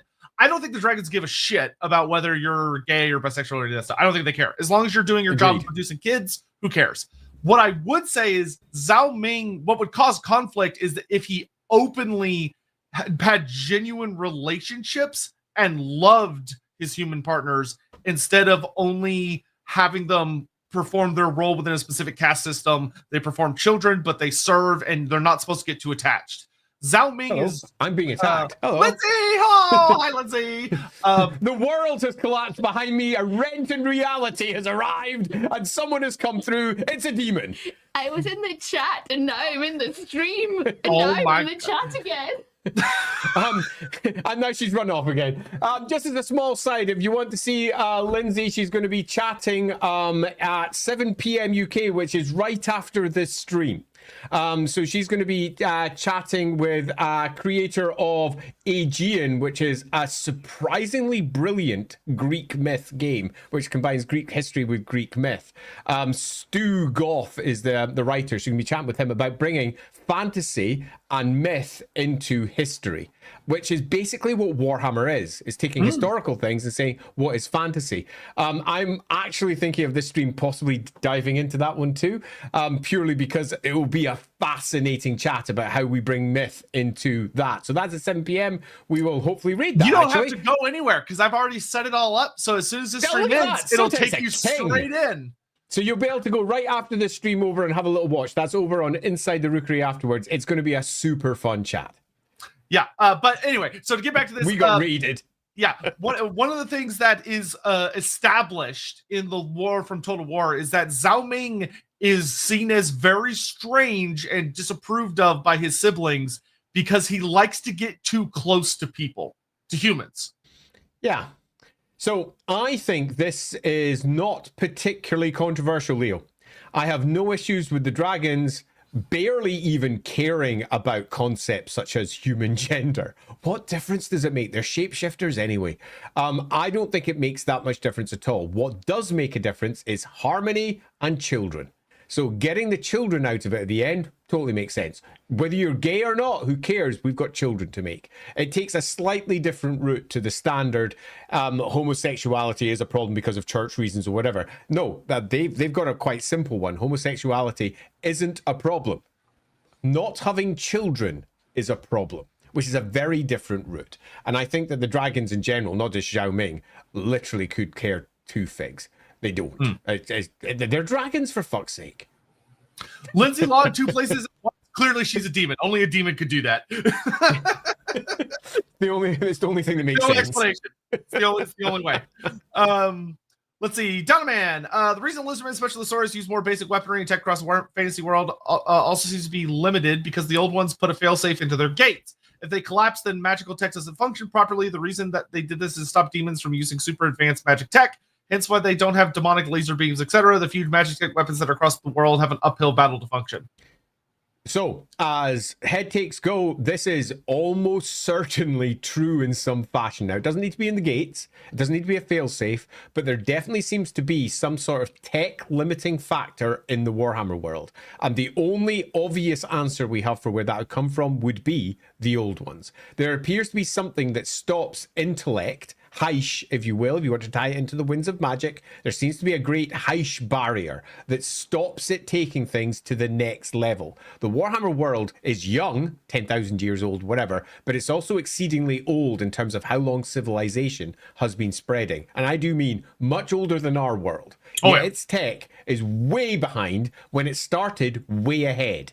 Something has gone wrong and it's never been fixed. So as headcanons go, not that much of a stretch. Yeah, it actually kind of I can't remember the name of it, but there's a book series that I read once. I didn't finish it, but I read like the first book, which the whole concept is like humanity failed on Earth, went to a new planet, and they basically created this super AI satellite that if anyone thinks of an advanced technology, it literally like makes them forget. So if they have like the concept of, oh, I can make something like a chariot, this satellite goes, nope, and they forget about it. And like the whole concept of the book is the machine starting to break down. So people are starting to create and write down technologies. I'm saying God damn it because that's almost a plot I used. Yeah, I don't remember the name of the book. I've never read that book though, which is why I say God damn it, I felt so original. But yeah, there's in one of my versions of the Warhammer world, there is indeed a barrier in place, but who made it is not what everyone would expect.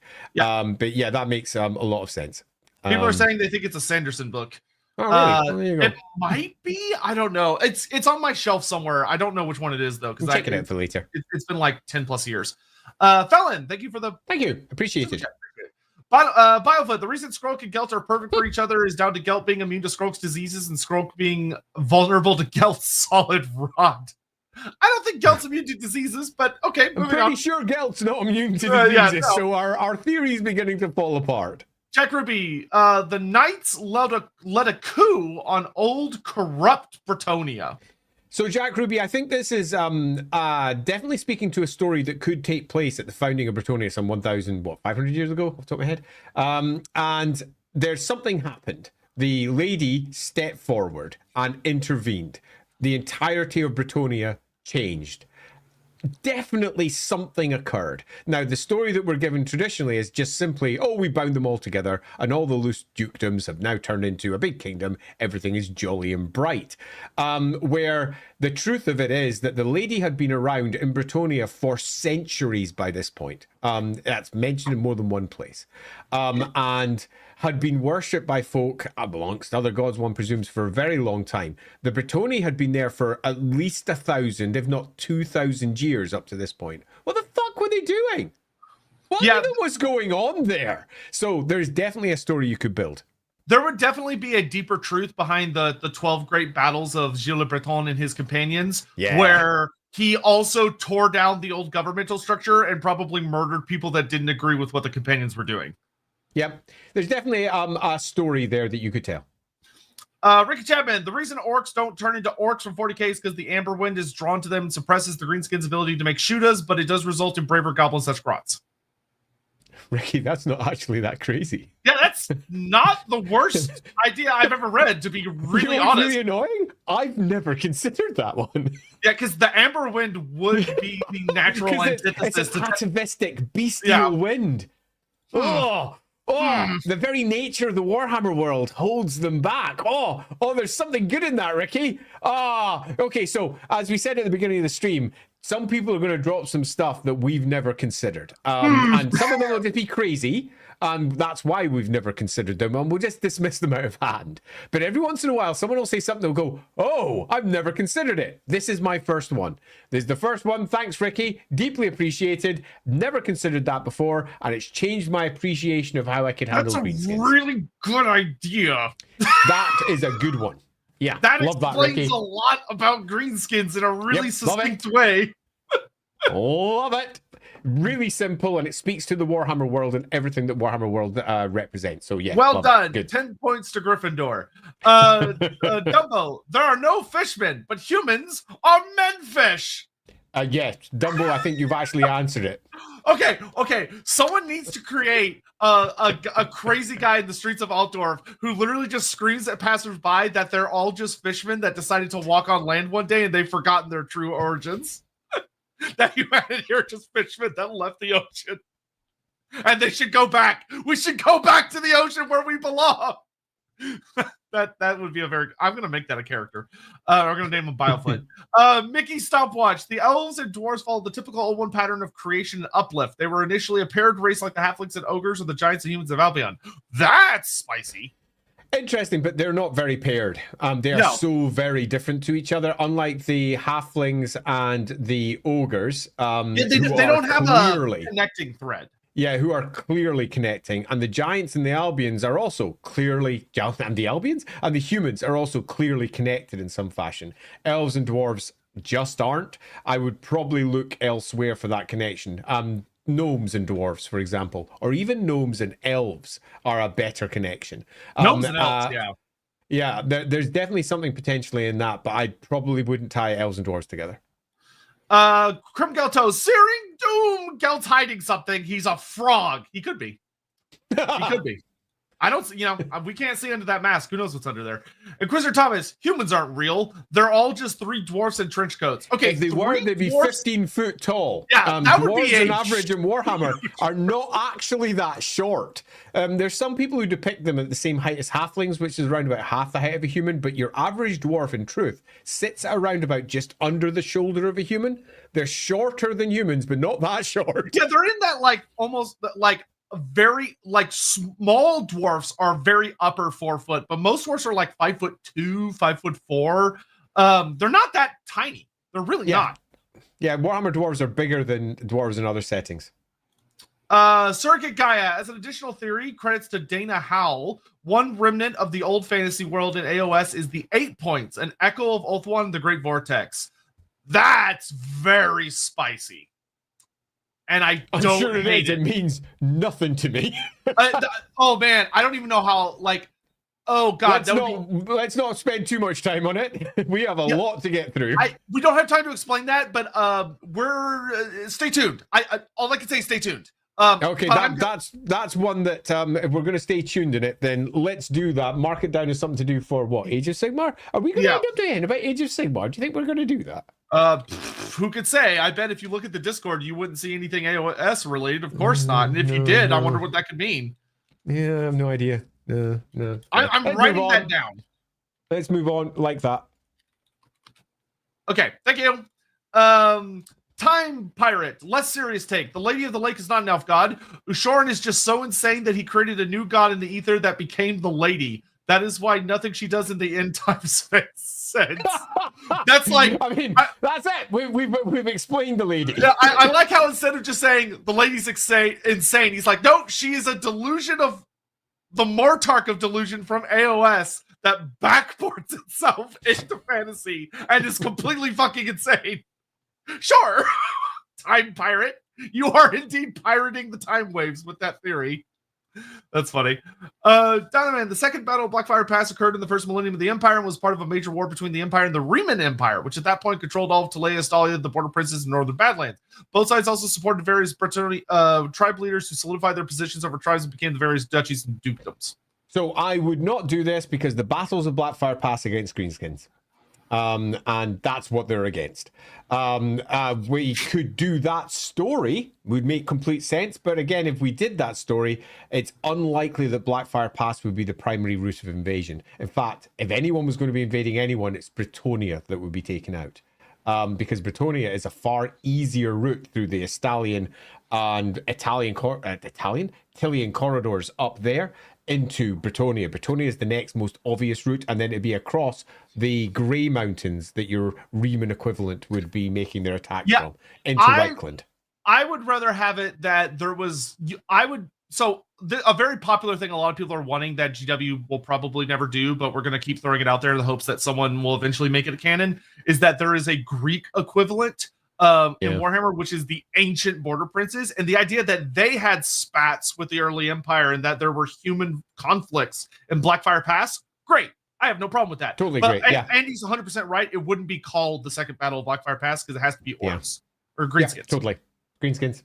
Hoggodly, my biggest head case is that the Hobgoblin Khanate should be gunpowder using greenskins. They're shown to be willing to trade to extent with the Chaos Wars and such could trade with other. So between those two major gunpowder factions, there should be some cultural bleed through the Hobgoblin Khanate. That could work.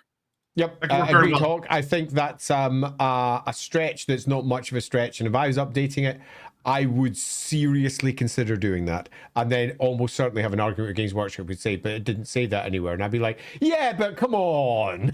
Yeah, it would actually make the Hobgoblin Khanate uniquely dangerous. Unique and interesting. Yeah, totally.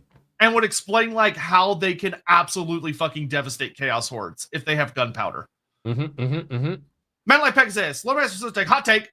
Beastmen are a problematic, simplified racial stereotype of Native American culture, something that is often ignored. Now, that is a incredibly hot take. So I would say that I disagree. I do not think there is much overlap, in my opinion, between actual Native American culture and the Beastmen. I will say that if you're talking about the old stereotype from like the Peter Pan cartoon movie, where the Native Americans are shown as mostly naked people dancing around a big stone or a big bonfire or a big tent in the center of their little campment, and they're all like hooting and hollering and they're scalping the white man and all that stuff. Yeah, there may be some, you could argue there's some strong similarities there, but I don't think that's representative of actual Native American culture. I agree. I would say this is too American-centric in many respects. UK pitching of anyone that's not from the UK. You did say stereotype, to be fair. You did say stereotype. Yeah, indeed. Because from the UK, this isn't the stereotype. It's anyone that wasn't born in the UK falls into this loose area back in the British Empire. Oh, of course, European people are fine, but we go into Africa, we go into India, we go into China, we go into Americas. They're all just primitive people waiting to be properly civilized by what we think is right. Absolute bullshit. And the way that they pitched all of these other cultures as somehow primitive is really simplified racial stereotypes, and the Beastmen are that. They just are. You're correct. Worse, though, is not the Beastmen, it's the Greenskins. The Greenskins have this much worse, to the point that they actually use Native American tribal parts for their feathers, for our forest goblins, our primitive orcs being in exactly the same place. They are bad, man. If you're going to be updating any because they need to be fixed because they're just bad stereotypical lifts of how people perceive Native American cultures, it would be, let's change what they've done with the greenskins. Yeah, there is especially when you look at older stuff, it gets less bad the later you go. Yeah. But it's definitely one Savage of those things. orcs. Yeah. Yeah, Savage Orcs. Even the name Savage, it's really bad. Yeah, it's why, well, to be frank, it's why like the old world, they're not called Savage Orcs anymore.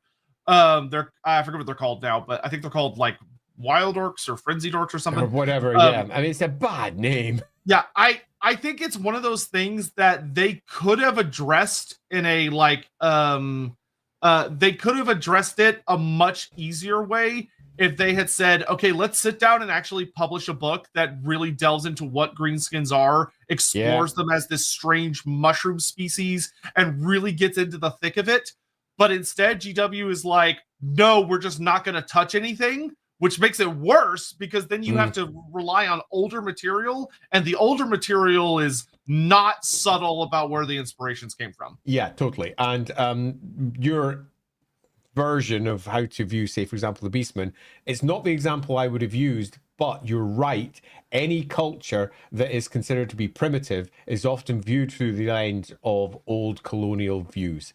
And they were very prevalent in writing from the 80s and the 90s because of just the education levels at that time. And then as later writers have come on, they've either tried to fix it, rarely, or they've just ignored it, leaving the old racial stereotypes in place. So when someone like Total War comes along and goes, how do we adapt this?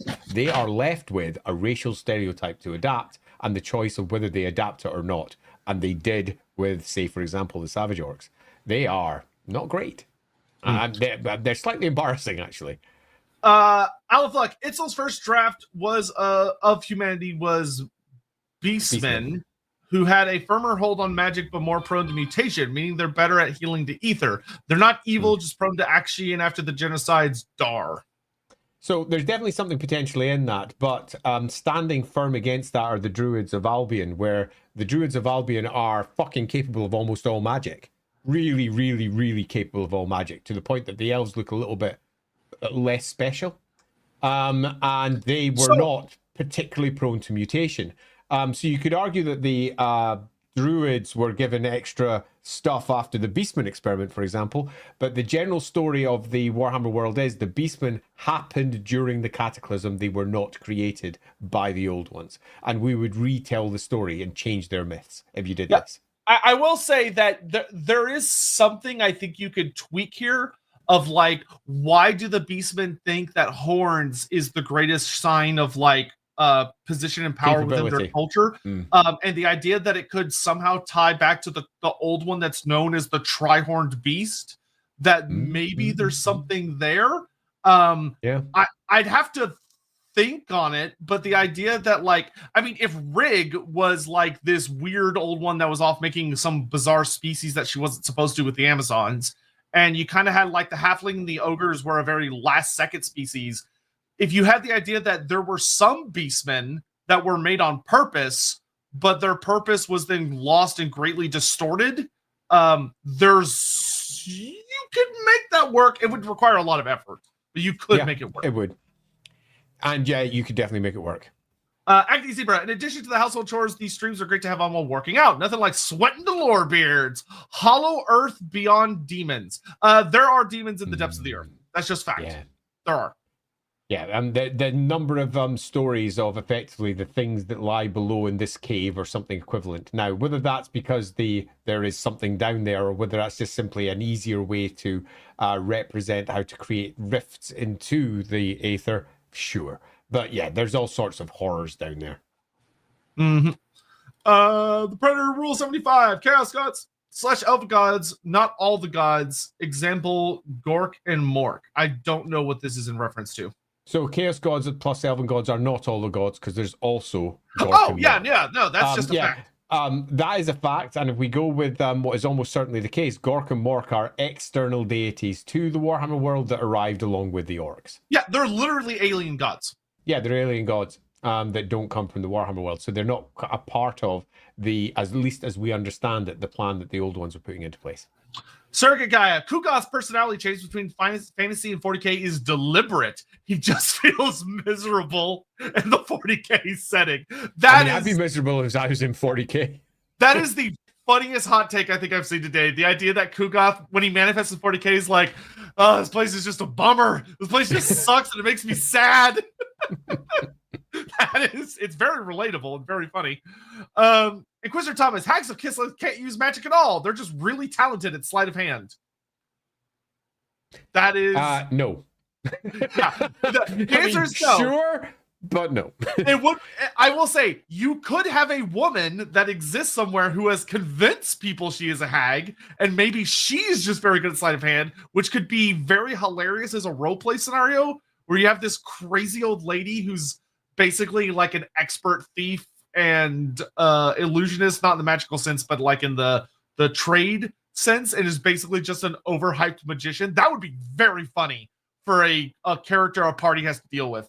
But you know.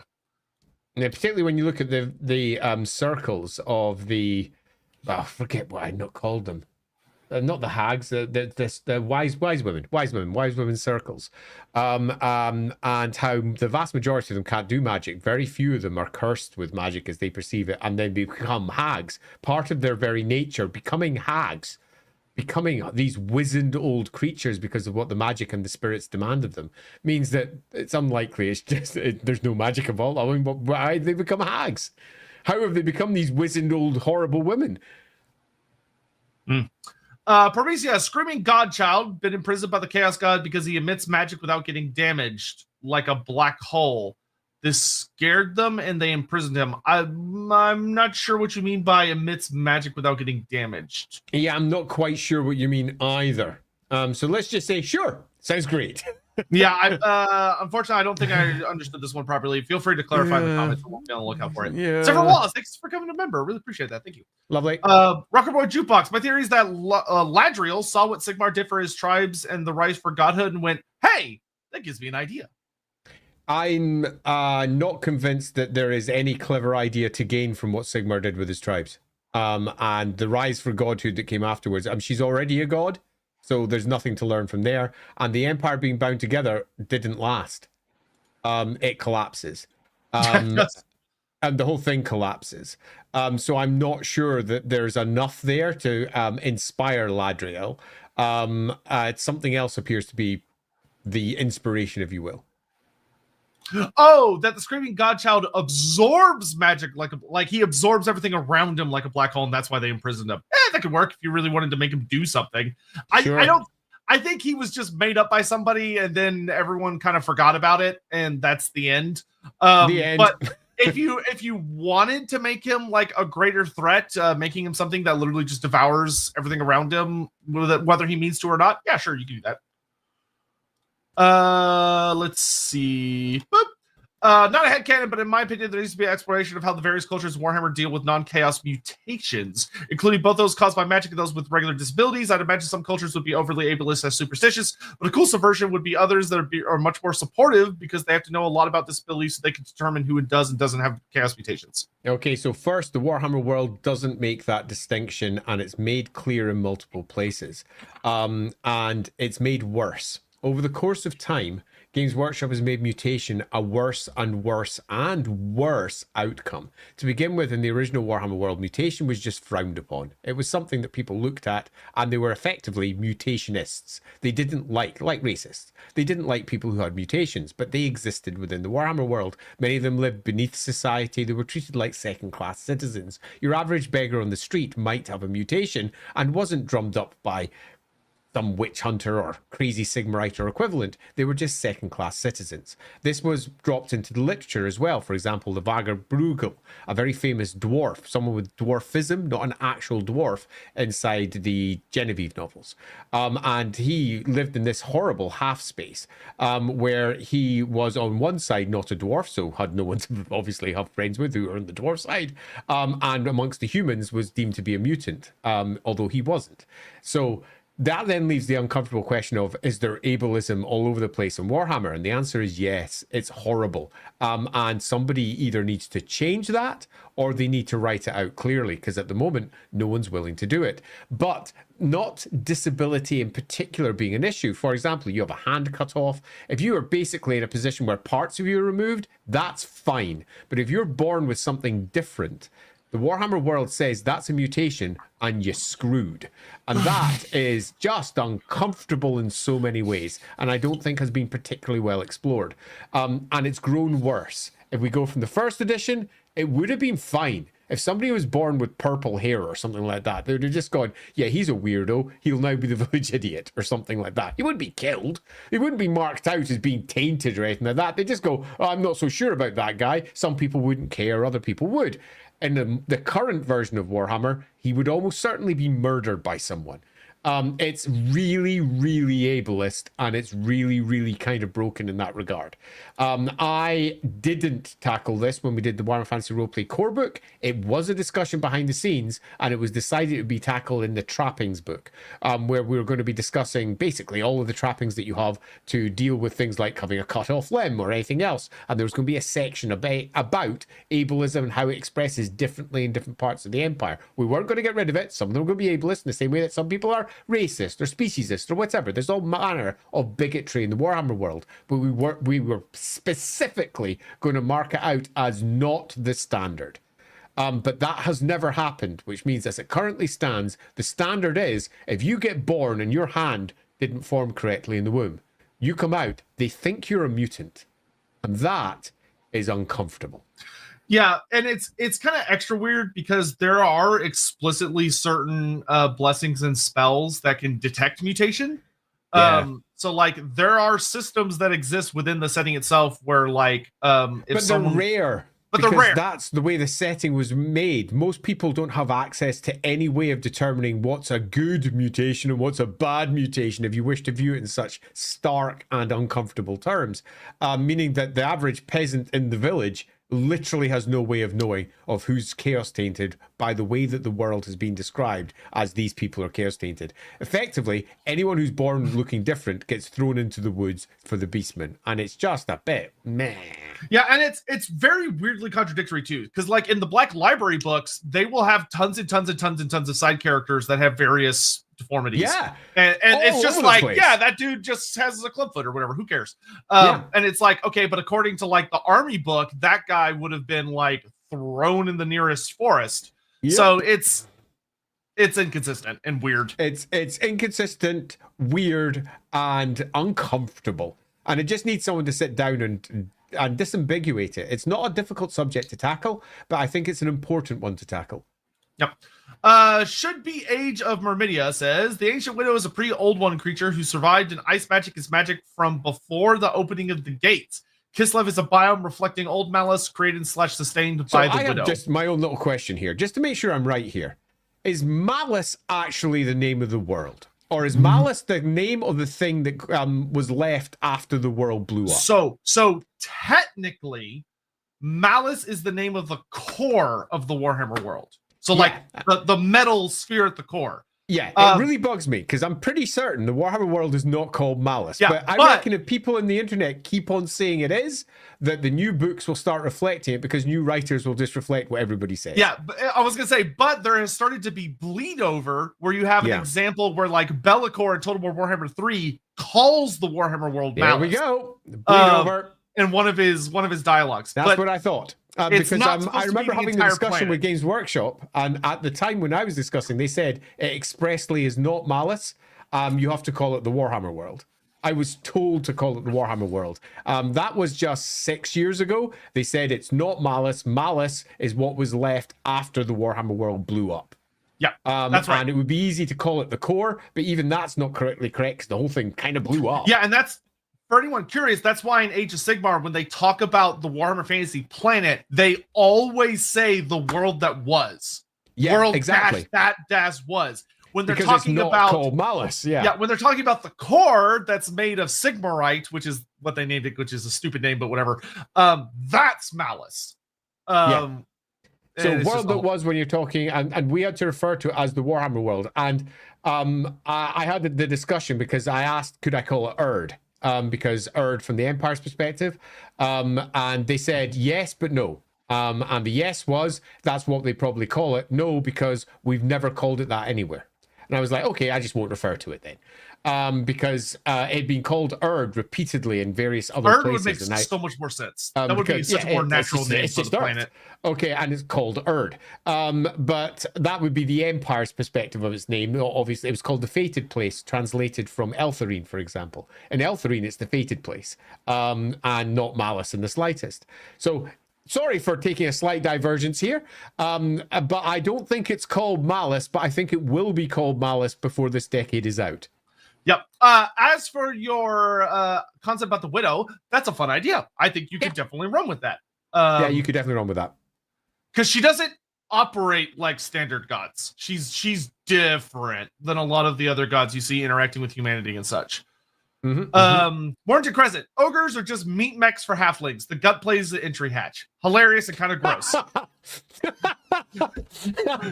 halfling just knocks on it and it opens up. And I go. Ricardo Andre, my take, the Sisters of Twilight are Malekith's daughters, and Ariel keeps it a secret due to Marathi killing Alisara, just to add to Malekith and the Elves' tragedy. That's spicy. Not only is that spicy, that is my take. That is exactly my take. Super spicy. My take, 100%, that they are his daughters with his wife, who is now dead. Because they clearly had a relationship and they almost certainly had children. And Malekith almost certainly has other children elsewhere too, because he's an elf. Yeah, elves get about, man. Elves get about. Yeah, that would be that's pretty good. Yeah, that's pretty good. I love it, Ricardo. I love it so much that I actually already believe this myself. I believe they're from the House of Anarian. Yeah, man, that would actually explain a lot of things about them. In a lot of ways. I mean, it's just a sweet match. I really like it. Because the Rin stuff is weird. It's weird. We'll do a stream of them at some point. Because I love the Sisters of Twilight. Ashion Lowman, hot take. The old world will explain the lost races that existed on Manslib and Morslib and the ancient wars that happened that left them desolate. That I think that's a door that definitely exists that GW that's been opened and GW might choose to explore it. For anyone that doesn't know, GW has long operated on what's known as open door writing. I think that's the technical name for it, which is basically that when you write your lore, you just throw in random shit. And if it ends up being interesting, you can go, oh, well, then we'll explore that thing. And it's literally just writers throwing stupid garbage at the wall to see what gets attention, which is why if you look at a Warhammer map, they have like all of these places notated and you're like, oh, that's kind of cool. What is that? And the answer is it's nothing because they haven't written about it yet. That's one of those doors that they haven't opened yet. That's fair. But this wouldn't surprise. I mean, the Moon Empress, it does feel like a natural next step. Inquisitor Thomas, Kane is actually a cab driver in Los Angeles. That would explain why he's so murderous. It would explain a lot. Vampire the Masquerade. Balmora, I would love a Gaelic inspired Gaelic is an interesting way to put it. Yeah. Inspired subfaction within Bretonia. Albion related peoples living within Bretonia's forest / outskirts of Athol Loren. Well, male wizards, male wizards, conflicting social structure, forest spirits, monstrous units, etc. So, Balmora, go read the Frontalier hedge witches that you'll find over on the LAWhammer Patreon. It's for free. You've got a document up there that's around about 15 pages, something like that, with a bunch of spells, a bunch of backgrounds, and it's this. It's this. So clearly, I kind of agree with you, and as does Saurus, who was the inspiration behind everything in that as we put that together. Yeah, one of the big bugbears I have with Bretonia is a very big place. There should be a lot more diversity and weird things going on in it. So much more going on. It shouldn't just be knights and peasants. There should be a lot more things happening. Yep. Donoman on Nerf 7's comment, while there isn't satire of socialism per se, there is a little bit of like references to authoritarian regimes further east. Both Cathay and Kislev have secret police, and Cathay especially has elements of population control, conformity, and everyone in Cathay is living a totally great life and doesn't suffer at all. Please ignore the peasants. Yeah, but there's no real satire. It doesn't really exist. Generally, it just tends to be porting over of certain ideas that they have. I like, take for example, the rather poor rendition of the Chekist that were dropped inside and kind of dropped later in Kislev with their secret police, and the way they were dropped. It kind of got dropped later because they didn't like it and they felt it was too uncomfortable. So no. Yeah, because for those that in Realms of the Ice Queen, there is a literal Chekist secret police that's like the really scary kind. When they got updated for Total War, people. They basically got adapted into the Akshina, which are not the same thing. There are similarities, but they weren't willing to commit to the full bit. Yeah. And the lack of commitment and also the lack of satire means that just look at how Cathay is pitched in its first book. They're just nothing but good guys. There's nothing going on there that suggests terrible. Unless you like deliberately read it as propaganda. And then you're like, okay, this is a great propaganda piece, but that's clearly not the intent. It's not good writing, in my opinion. No, agreed. Dolly. Games Workshop, if you read all of the books they publish nowadays, they are much less and less and less. What's the word I'm looking for?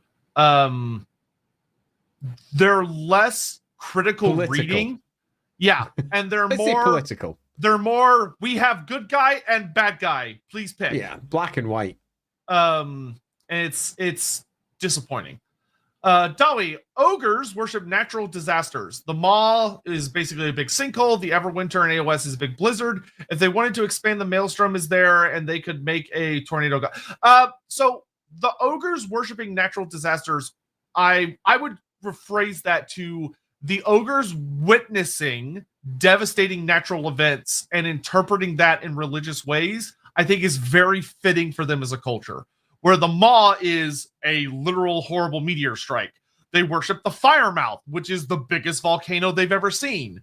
The idea that they would worship perhaps the living blizzards of the Mountains of Morn, or see them as a type of god, and like tornadoes and hurricanes, I think that 100% tracks for them as a culture, and would be a fun way to expand on them. And that the ogres view destruction as deeply, deeply symbolic and impressive because it's scary, and they are big bullies. They are used to being the biggest, baddest thing around. When something just is able to flagrantly destroy them, they respect that as a dominant power. And I think that works very well for them as a cultural group. Yeah, I agree. I think it works very well, but I also don't think that it's a core component of how the setting currently uses. I don't think that's how the Warhammer Fantasy Ogres, as they're currently pitched, operate. Yeah, agreed. Darius Rose, if it wasn't for an elder race, humans in terms of tech/endeavors is utterly mediocre. Even orcs and ogres are shown to build empires with no help. Nehakara would disagree with this very, very heavily.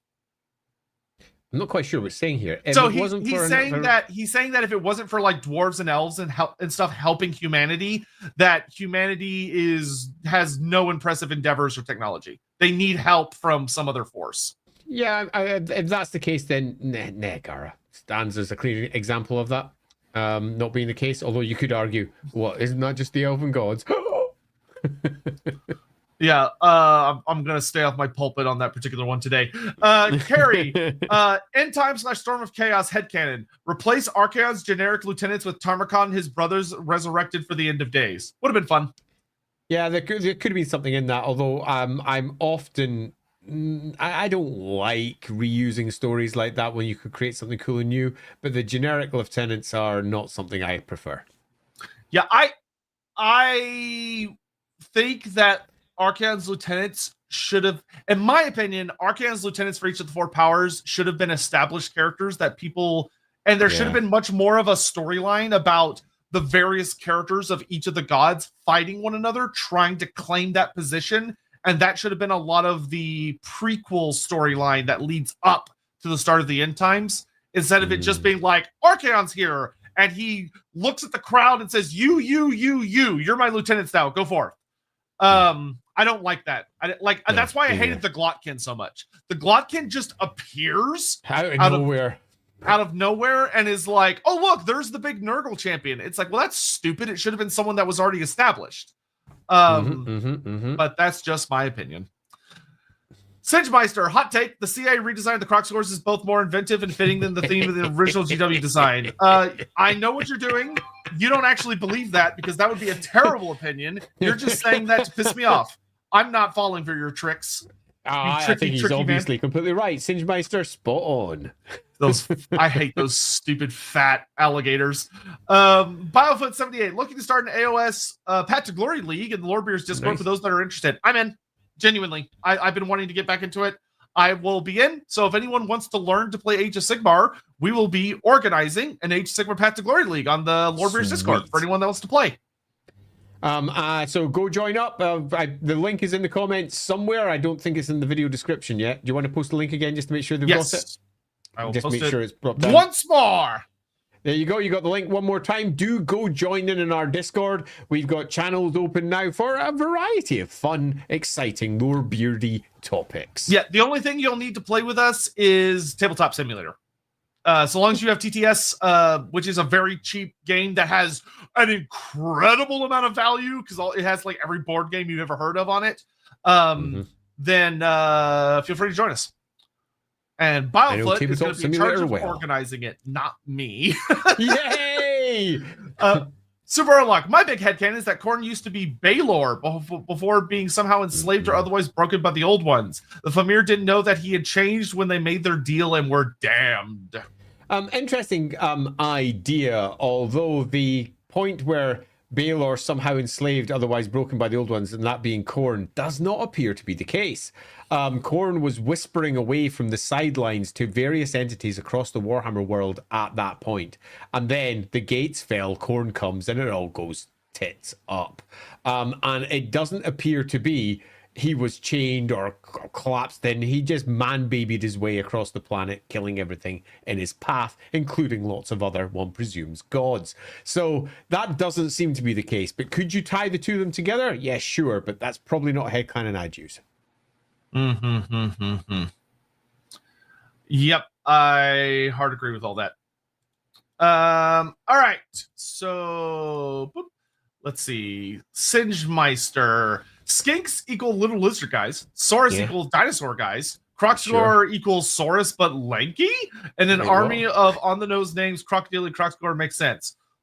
Just because... right. I see what you're saying. Yeah, you're right. Here's the thing. Look at an actual, in real life skink. Now look at a Warhammer skink. They don't look the same. A Saurus is not a real world critter. And if you compare a Saurus to a dinosaur, they don't look the same. So fuck your stupid, the Crocsgores have to look like crocodiles logic, because it's not a Crocogore. It's a Croxagore. It's not a crocodile, man. It's not what it means. I'm 100% with you, Singemeister. God. Anyway, Singemeister. Today's redesigns of Razordons and Salamanders are worse, turning interesting Harryhausen retro style dinosaurs into Slurposaur monitor lizards. Actually, what I would say to this is one of the changes GW made that was, I think, a little disappointing is go look at a 6th edition Salamander and compare it to what CA had to use, which was the 7th edition Salamander. The 6th edition was way more interesting, where they have these huge back spines. Not spines, but sail. They have these big back sails. The crests in the back. Which were meant to, like, how they regulated their body temperature when they were creating this, like, big amount of heat and this big acid that they would then, like, vomit at you. I much prefer the new Age of Sigmar Salamander, which are called Spawn of Sotek, which I actually think is very cute as a name and very fitting. CA kind of got stuck with a not great design. And the Razordon and Salamanders that Games Workshop initially designed were meant to look very similar. They were built on very similar model concepts, so they looked very similar. And Total War kind of repeated that, where you can tell there's a lot of similarities, which I think is to the detriment, because they should be very different species. A Razordon should be incredibly different looking in, like, size, physiology and all that stuff compared, like Salamander should have those really, really big sails and like big frills and things that are meant to cool their bodies off and help regulate their temperature, whereas Razordons are, should just be completely thickly covered with spikes and all that stuff, and have like big club tails and everything. But unfortunately, it was kind of like, it's one of those situations where there was a limitation of the model design, and when CA decided to model them, they based it much more focused on the actual minis, which they didn't do for the Croc scores for some fucking reason, or the Quaddle for some fucking reason. That stupid beak. But anyway, yeah, I loosely agree. Wow. Darius Rose. Grease's gold tooth destroys all Primarchs physically. Code. He's strength 10. He's strength 10. He would body like a Primarch. Yeah, it's interesting. I'm not sure it's as crazy as it sounds. He's pretty tough as old Greases. Yeah. Now, granted, if they're going to be a little baby coward and they're going to hide in the back of the battlefield and pew pew pew him from a distance, but that's not how Primarchs fight. Primarchs get in, get their hands dirty, and that would be a stupid move against Greases. I'll say it. The Scepter of the Titans, you're dead. Fuck you. You're not surviving that shit. Azarias, when the Emperor of Mankind rose from the Golden Throne and realized that the fight was hopeless, his last great act was to split the power of the warp into 8 winds to limit/fracture chaos. TLDR 40K is a prequel to Warhammer Fantasy.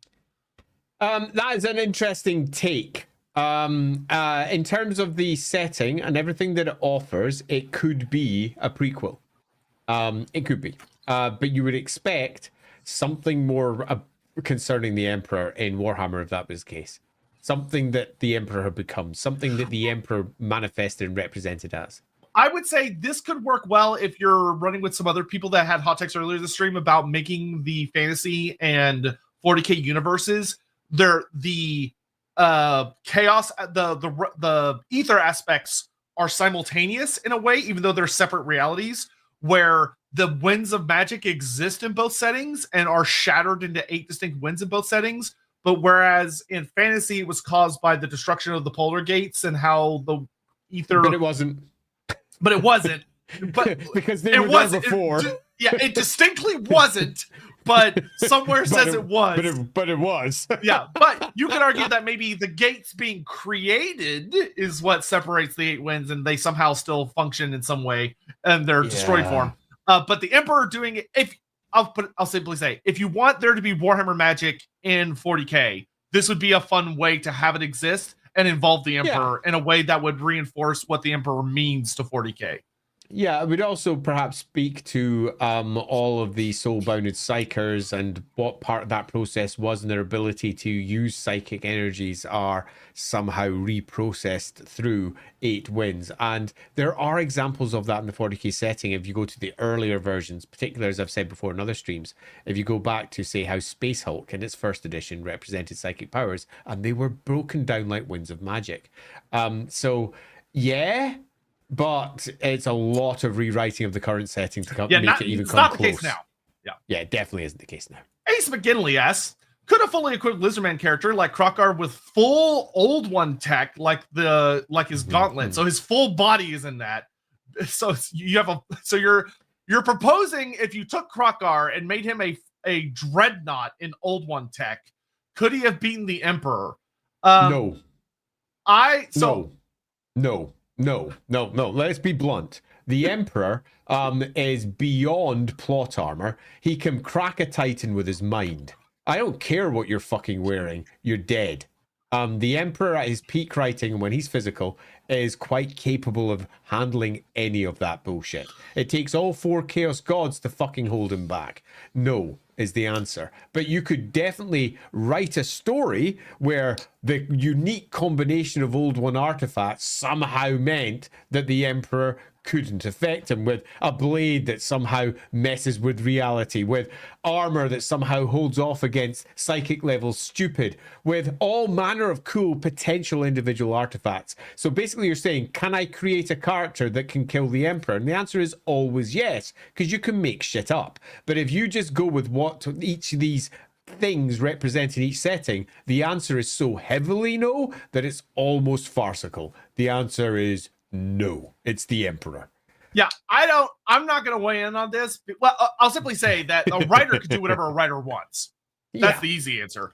A 40 now, the idea, I know the Emperor apparently was almost killed once by some orc, and I can't remember if Horus or Gil, I think it's Horus that saves him.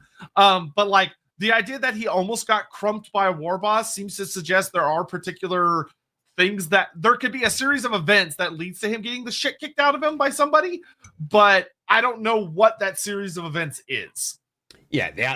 No. And for our upcoming 40K Lorebeards, this should be a great question you should ask on an episode. Go ask them. They might come up with a different answer. Yeah. Y'all should ask them if you were going to craft.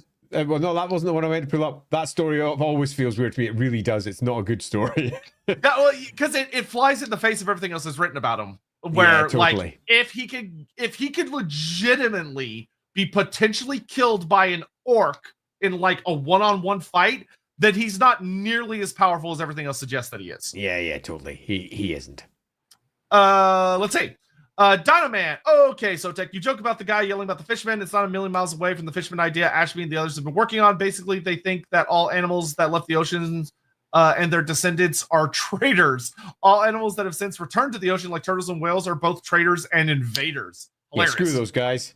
That's great. I love the idea that the fishermen view all land life as traitors for leaving them behind in the seas. That's very funny to me, actually. Apostates!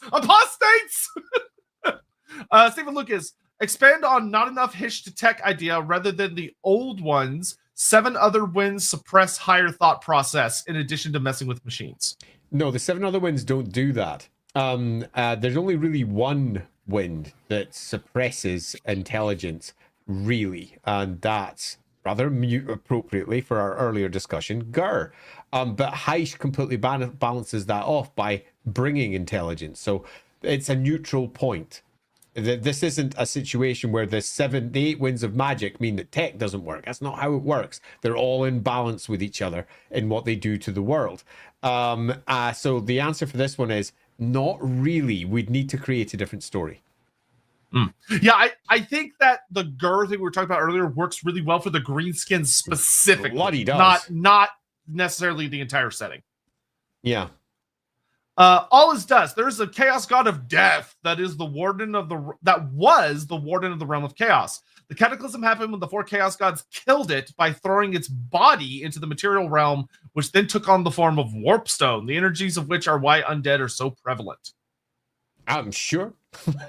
That sounds like an actual myth. This sounds like something that could definitely be mythologized, and some people would believe it. Do I think this is the case? Nah, but I think it makes for a great myth. I don't think this is the case, like Andy said, but I love this as a theory for like some people that worship Nagash, positing why Nagash became a god because he consumed so much warpstone, which is actually the body of a dead god. Oh yeah, that would be great. That would be super. Yeah, that sounds spot on. Holy shitballs. Actually, Quinn, Morgan Bernhardt is Franz Lohner, and Wolfram Grudgebringer is his heirloom, and he has an Vermintide too, and says he had a paymaster who leers Dietrich. FL. Oh, Franz Lohner is an alias and says his true name has power. I have more too. And then we lost him. So, actually, Quinn, the answer to this is no. That doesn't mean that you can't make this the answer. I think it's yes. It's a super popular theory, but the reason the answer is no is because I've spoken to the people involved, and the answer is no. Directly, no. So much so that when we pitched Franz Lohner over into Ubersreich, very clearly made that not the case, because he just wasn't. Morgan Bernhardt looks nothing like Franz Lohner, a completely different character, and era-wise, to become Franz Lohner, we'd have to shorten himself, we'd have to broaden himself, we'd have to get a different hair color, we'd have to get a different facial structure, we'd have to be a completely different guy. Clearly, and we'd also have to lower rank in terms of his entire voice, where his voice moves from being a noble to not being a noble anymore. all alterations through his magical process when he left the job as Imperial Spy Master to call Franz. He had to go through a magical Two-Face process. Sure. But the entire thing makes for a great fan theory. And it's a fan theory that many people believe. And when we were doing the thing and discussing it with the folks behind the scenes, it was, this isn't the case. Don't even think about making it the case situation. So the answer to this one is no, but as a fan theory, it's great. But it's one that if you look at all the facts, doesn't make any sense at all. Because the facts don't add up. But that doesn't mean that you can't say all those facts are wrong. Those facts are bullshit. And why? Because magic? There we go, we're done. Honestly, I mean, that's the best thing about Warhammer is someone can go, well, that doesn't make sense. And you can look at them and completely serious go, magic? I don't care about your facts. So true. No, Beastmen based on the ancient giant Irish elk Megaloceros would be the supreme of their kind, given they had 11.5 foot antlers. Fuck me, that's a big beastie. Megafauna. They're huge. I would say a notably terrifying species of beastmen that's perhaps found in Albion. That would be kick-ass. That'd be great. Yeah. Stephen Lucas, want to include ER Crucible spells to Gur. I don't know what ER is.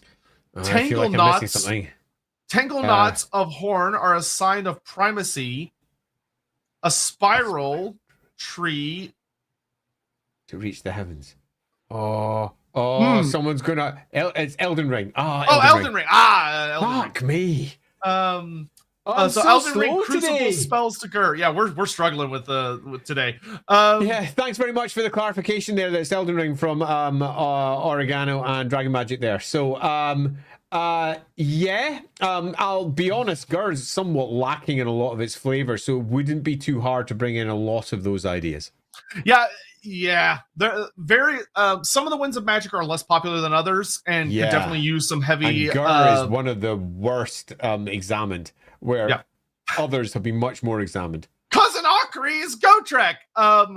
Hilarious, but Cousin Ockery, Vermintide. Cousin Ockery is a character that gets talked about. I haven't played enough Vermintide. That's why I don't know. Where Bard's always like, my Cousin Ockery did this really ridiculous, overpowered thing. Like he almost sounds like a Gotrek because his feats are so ridiculous. But Cousin Ockery actually showed up in a recent event, and sadly, he is not Gotrek. I'm amused by Lindsay's question. Is Drachenfels an ancient perpetual from 40k who went mad? So, for those of you who don't know, perpetuals in 40k are effectively immortal, can't be killed, unless, of course, they are. And Drachenfels, for those of you who don't know, is an ancient human from pre-arrival of the Old Ones times who somehow manages to exist all the way through to the end times, where eventually he gets wrapped up with all the rest of that nonsense. But the answer to this is objectively no, because Drachenfels as a character is also in Dark Future. This is a little known fact. He, as a character, is over in the real world, in an alternative future of the real world, which means he could have gone into 40k. Which means he could have been a perpetual in 40k. The answer is possibly yes. Because Dark Future has a character called, I'm going to pronounce it really badly, Nguyen Seth, who is Drachenfels. And that means he's in part of the real world architecture, and so is 40k, which means the answer is actually he could be. There we go. That was a long way round of saying no, but yes. Yep. Godric the Grafted. In an End Times rewrite, Cathay gets involved because the third gate was locked by the Old Ones with the key Archaon needs, and they gave it to Shenyang to protect. I assume you mean Shenyang. Yes. Yeah. Shenyang is a city in Grand Cathay. So the third gate was locked by the Old Ones with the key Archaon needs. So having Grand Cathay very heavily involved would obviously be a must. I think you'd be more likely to have a storyline where Grand Cathay, Archaon has Grand Cathay attacked by a very massive other force that is designed to keep Cathay distracted so that they don't come to the help of the Empire, which they are starting to do in the Great War Against Chaos, which is a thing. So because they've done that before, Archaon would, I think, very much be interested in looking for ways to distract Grand Cathay. Me and Andy, of course, if you go back and watch our earlier Cathay Lorebeard streams, have posited some ideas of what there might be some horrible, sinister truths going on in Grand Cathay that are revealed, which could cause end-time shenanigans. But I wouldn't involve Grand Cathay in the storyline of the Chaos Portal under Middenheim. I wouldn't have them involved in that, other than maybe one of the Dragon Kids ends up being part of the Council of Incarnates that tries to stop Archaon and is there for the big final battle. Lindsay, but Dark Future is the prequel to 40K, so he absolutely is. It's not. It's an alternate timeline. I want it to be, though. You could make it. It is. I'm just answering man like Pex. Oh, sorry. Is Lindsay also a writer? Yeah, she was a writer in Warhammer Fantasy Roleplay. Yes, she is.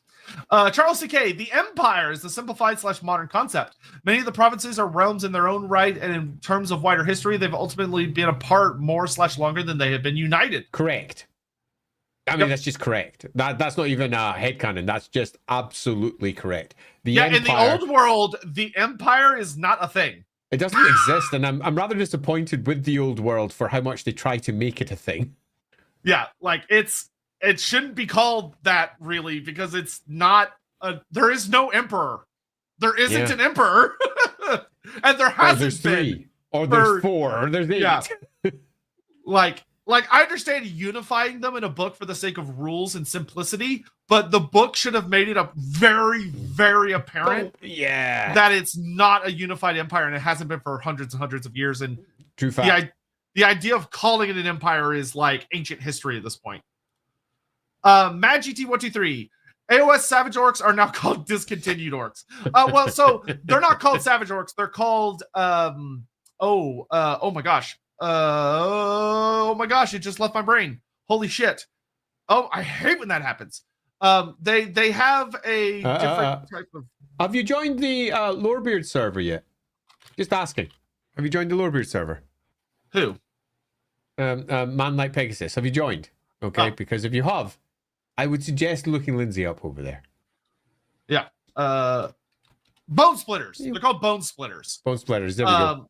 Yeah, and they're not currently playable in AOS, but they still exist in AOS. I actually just read the most recent Auric Warclans book, and it very explicitly talks about the Bone Splitters and actually writes a narrative thing of that the Bone Splitters seem to be building up to something. So I don't think they've been like retconned out. I think they've merely the range has been removed, but I think they're going to get their own unique model range, personally.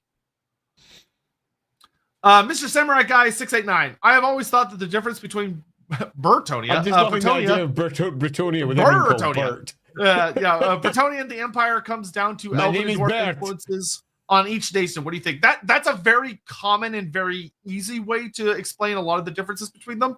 The Empire was very heavily influenced by dwarfs, though there's more elven influence than people realize in parts of the Empire, mostly due to the Larlorn elves, and also that a lot of the coastal line of the Empire was founded or built on ancient elven cities, much like you see down in the Southern Realms.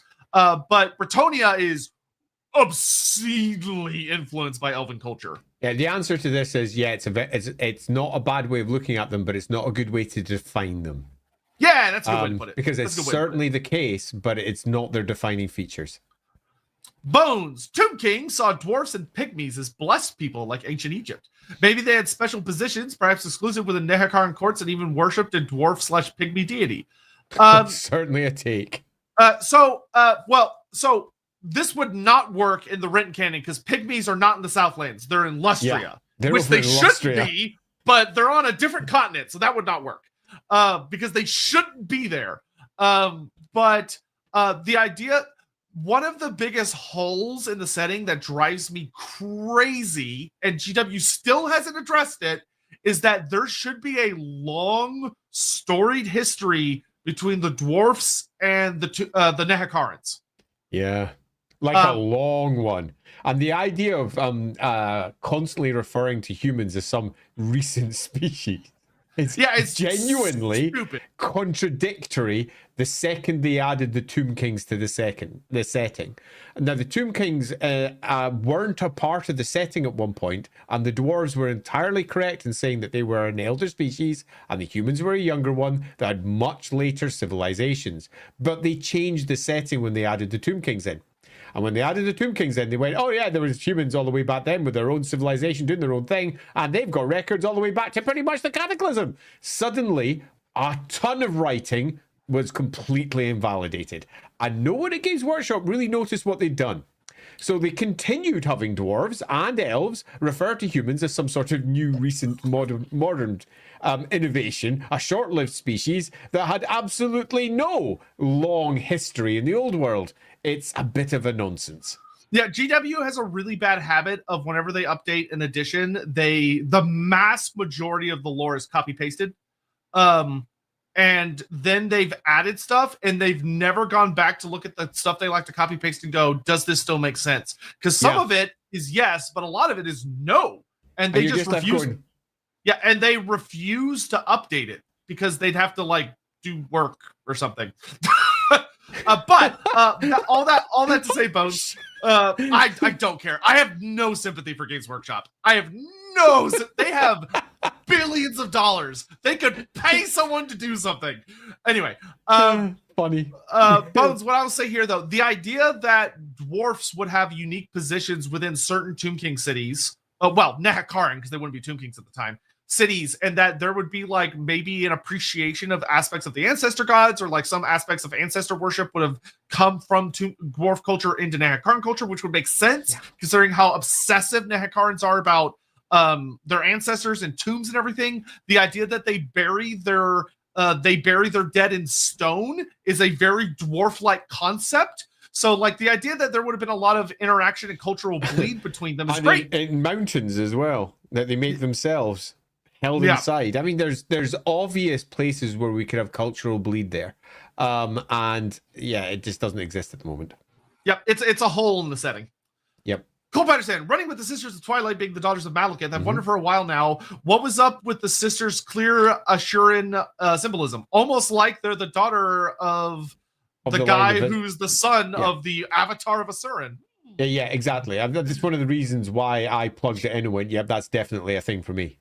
Because it makes sense. It just makes sense. There's nothing else that else can be said. It's spot on. It just fits together really beautifully. Woo onion. Nope, it's woo onion. Onion. Yeah, something like that. Woonion. Yeah, there we go. Ulrich was a corn demon that the Chorfs had captured and tried to convert, mimicking Be'lakor's methods. They failed and made a god that infringed on Korn's domain. Ulrich tribes worship Day Ulrich. So, that's not the case, demonstrably for Ulrich, but that doesn't mean it shouldn't be the case. For example, the Teutogan tribe, which is the core Ulrich worshipping tribe, came across the World's Edge Mountains like, as I recall, how was it described? Like blood from a fresh wound spilling down the side of the World's Edge Mountains. They were a chaos tribe. So the idea that a group that follows Ulrich being a chaos tribe, doing much what the Gospodars did when the Gospodars came across the World's Edge Mountain and settled, the Teutogans did the same, and they settled in modern-day Middenheim and surrounding lands. But the idea is that they met Ulrich there, rather than they took Ulrich with them. And that's when they became Ulrich-facing. So you could build a story that Ulrich went with them rather than met them there. And you could say that he was somehow attached to all of these ones. The Chorfs even are in that part of the world for when they came across. I mean, it all sort of could potentially added up. But no, it's not the case. Yeah, I would say you might have an easier time trying to build a story that Ulrich was a greater demon or somehow associate, like a demon prince or something of Khorne that abandoned Khorne.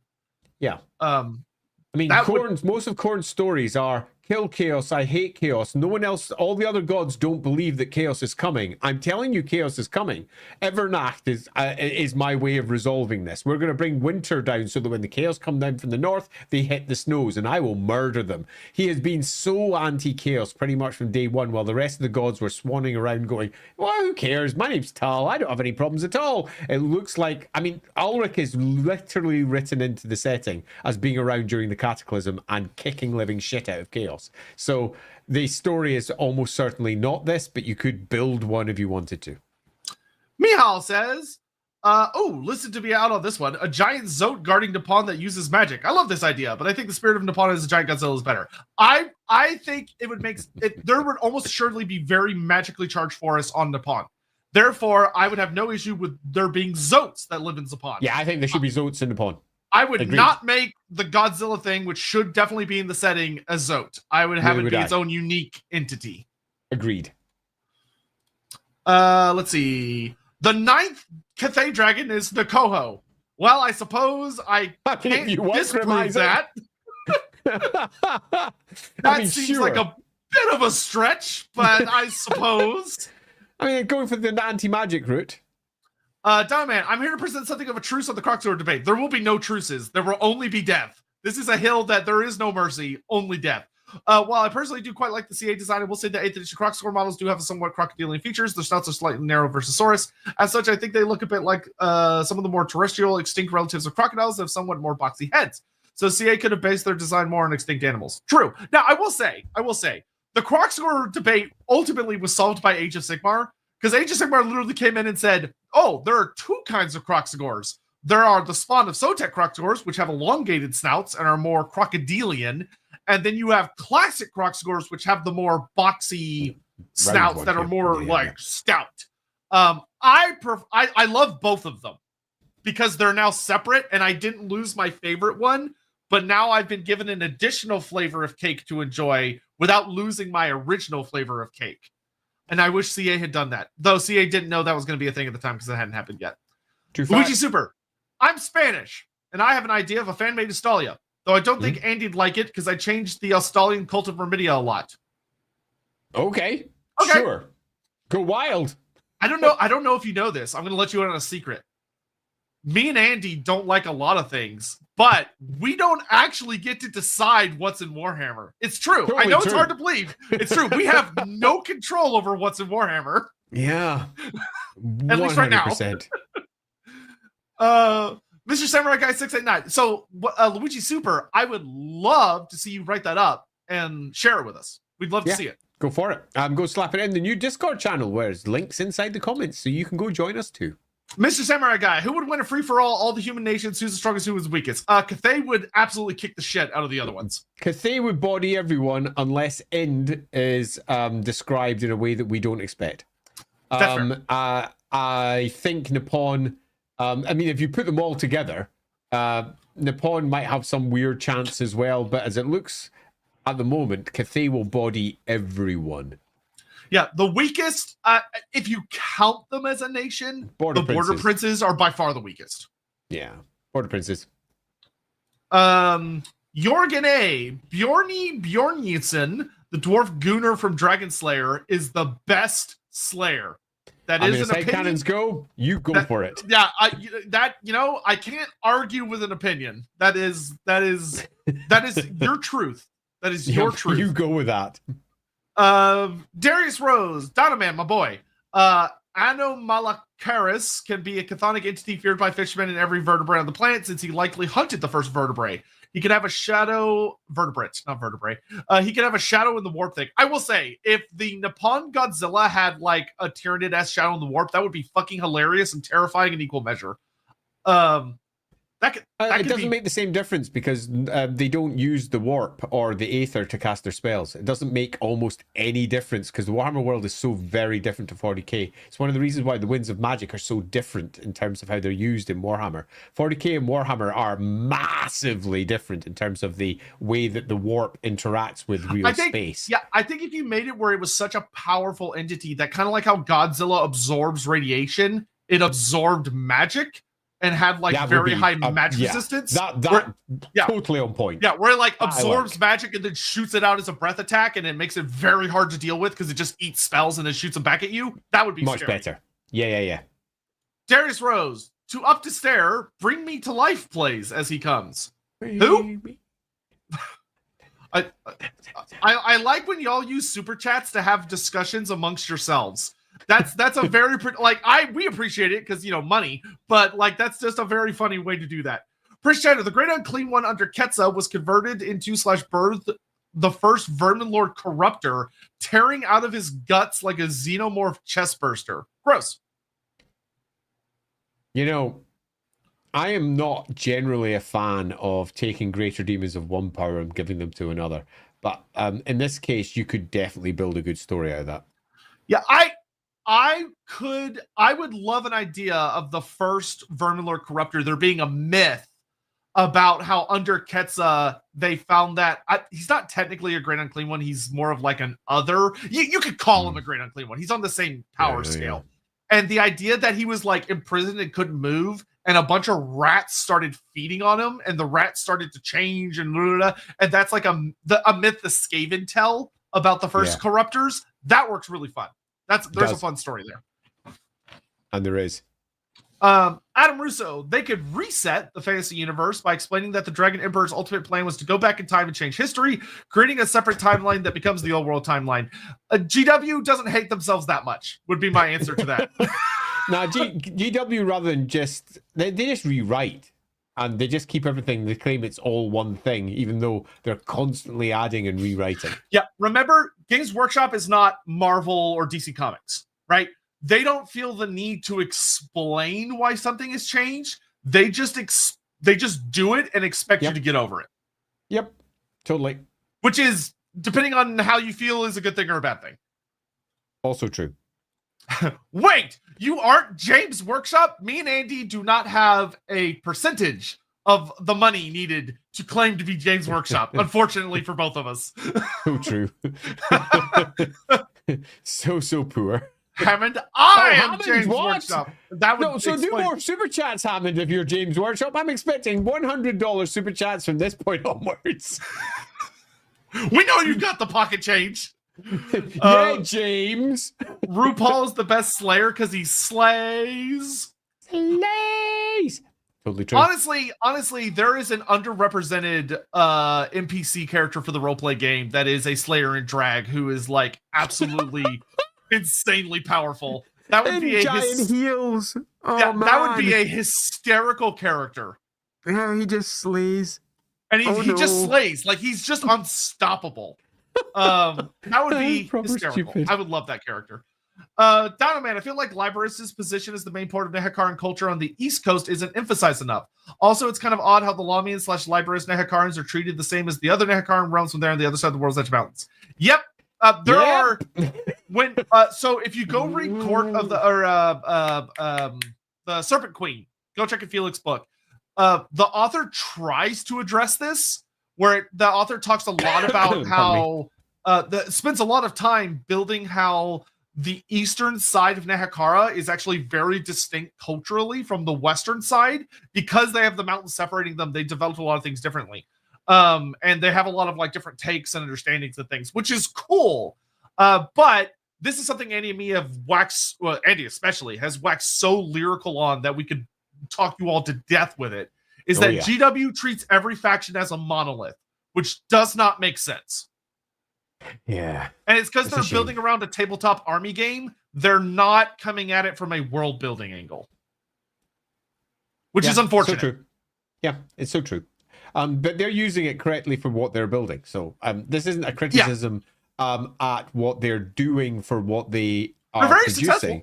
It's a criticism for just the Warhammer world as a whole, where they tend to treat everything as a monolith, break complicated cultures into very simple things, and end up accidentally making super racist and weird setups that are just odd. And we don't need to wax lyrical about this one because I've done it too many times.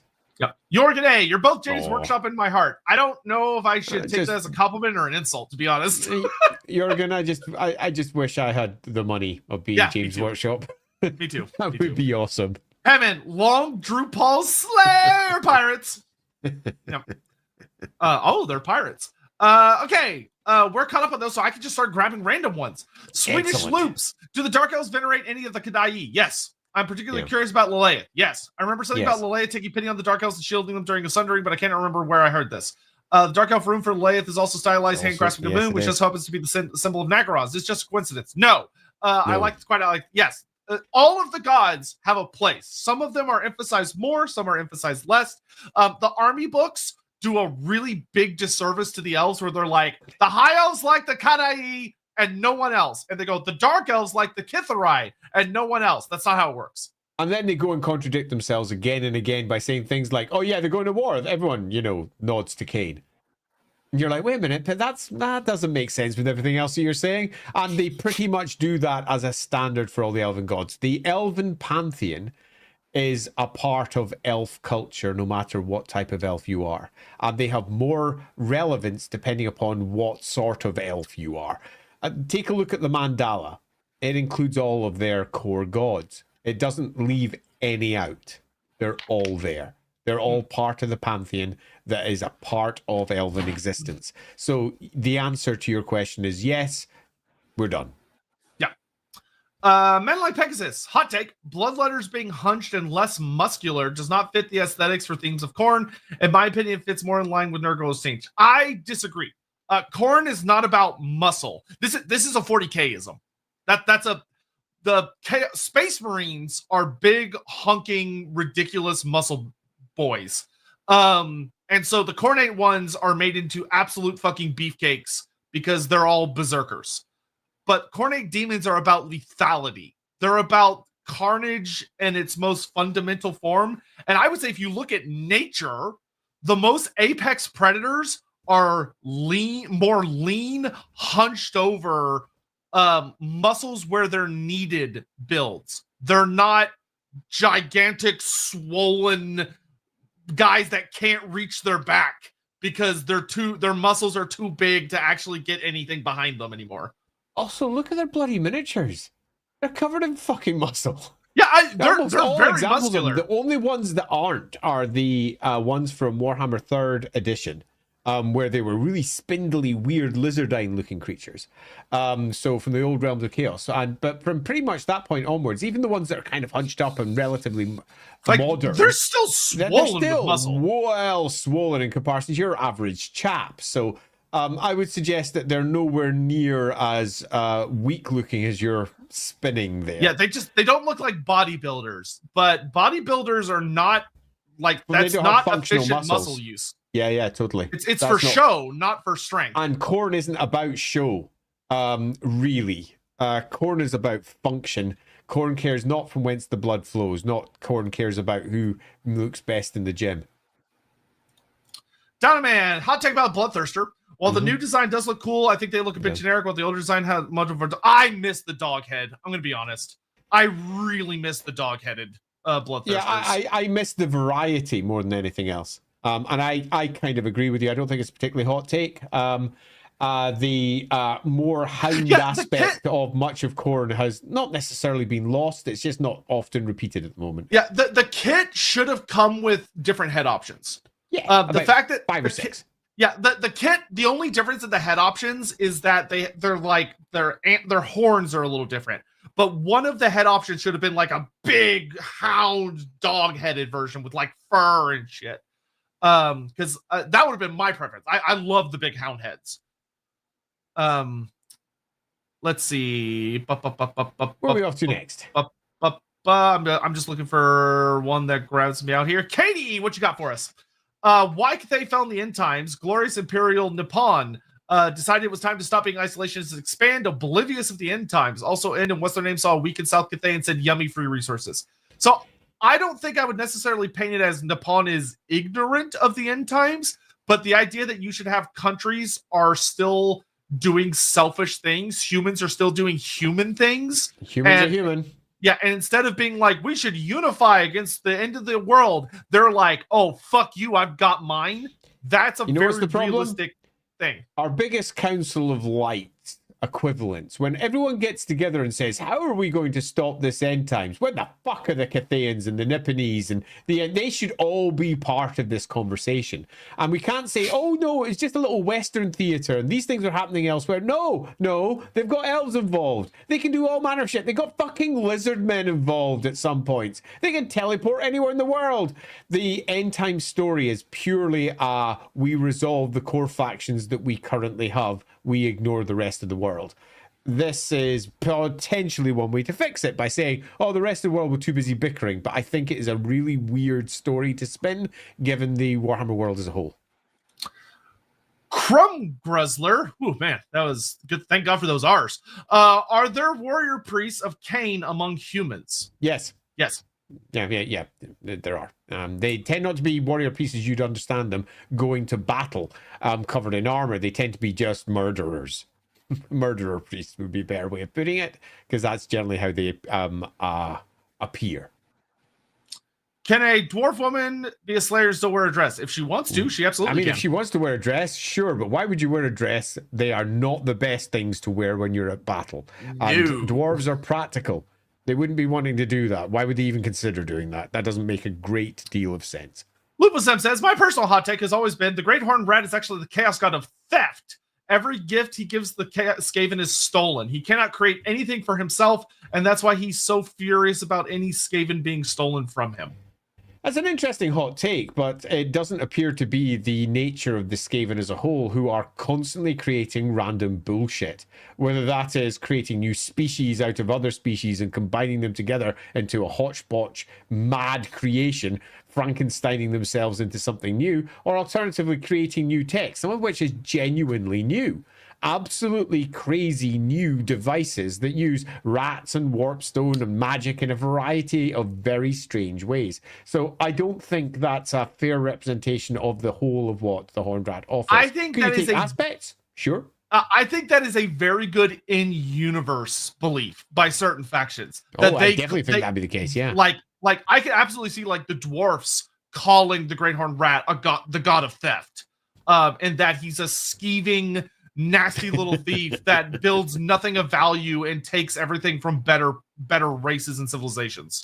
Yeah, totally. It's very much an external view rather than an actual view of the god.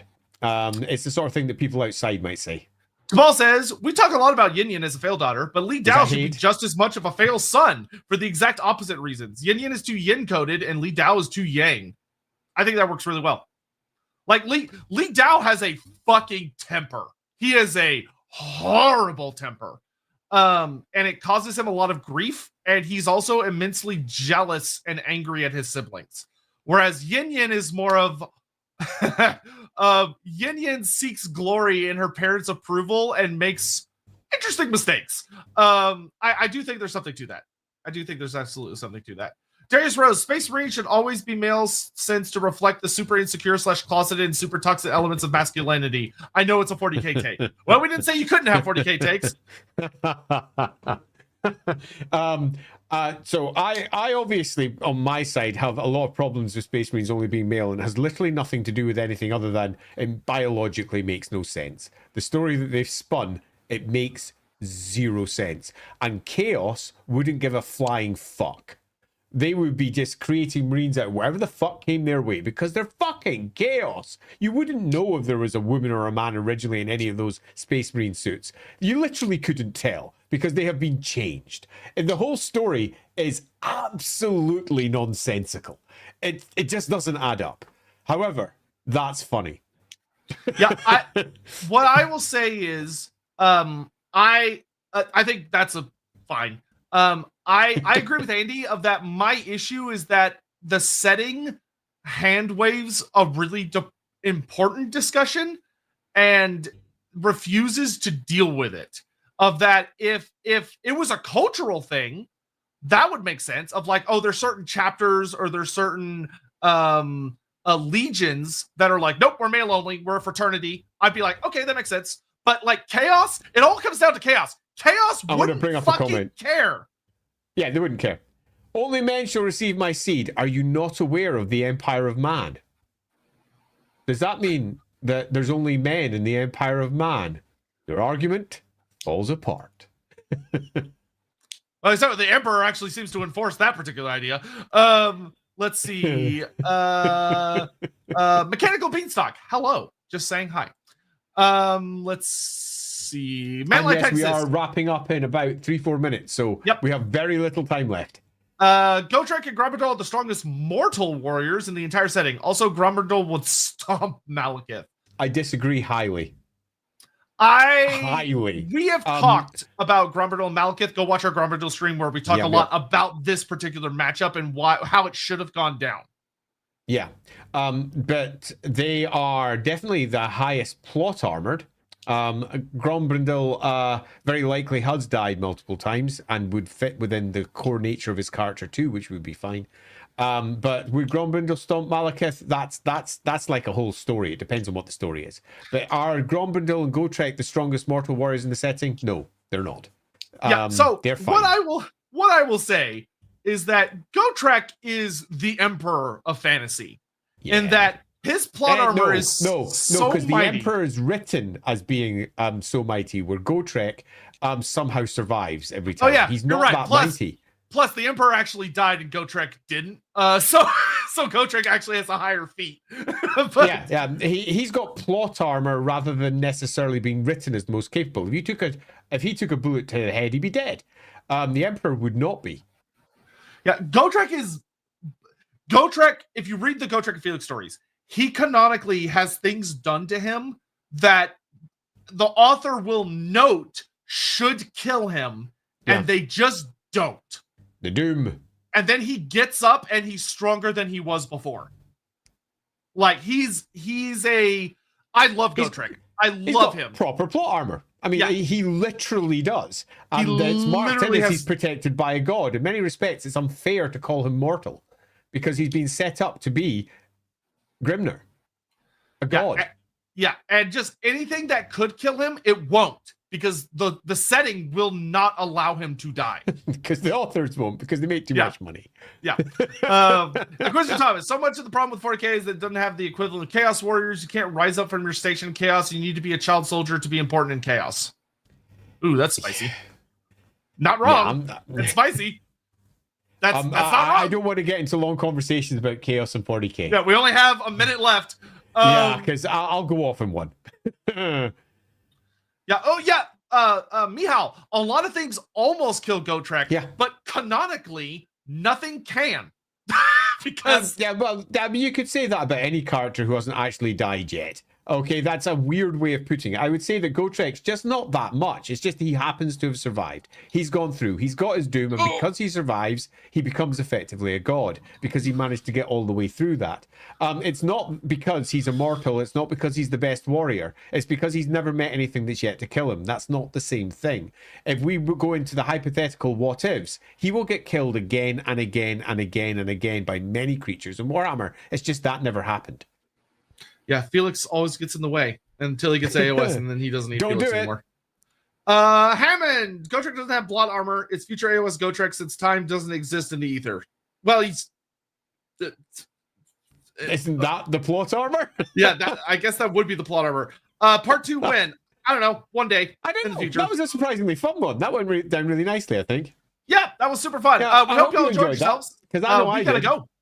Yeah, we got to go. So I'm just going to go a quick thank you. If you hang on, you will be ported over to Rookery Publications, where we'll be discussing bringing your myths into real-world games. And that's almost what Warhammer does, where it takes real-world stuff and it adds myths and fantasy to it. So we're going to be discussing that with the creator of Aegean, which is going to be super cool. Yep. All right. I'm going to send y'all all off here kind of manually and such. And we will see you guys later. Be sure to join the Discord. I post the links. I'll have the links at the top of the comment. We'll also have it around the various other Discords as well. And we hope to see you guys around. Please take care. We'll see you in Discord. Until next time. Bye-bye. Bye-bye. Oh, wait. I gotta rate on Twitch before it. Before you go on Twitch, just goes, I can't be bothered. Yeah, sorry. Twitch, I have to do it live or else it doesn't count. Rookery Publications. Yeah, hold on. All right, I'll start sending y'all off manually because that's just easy. Bye-bye. There's 1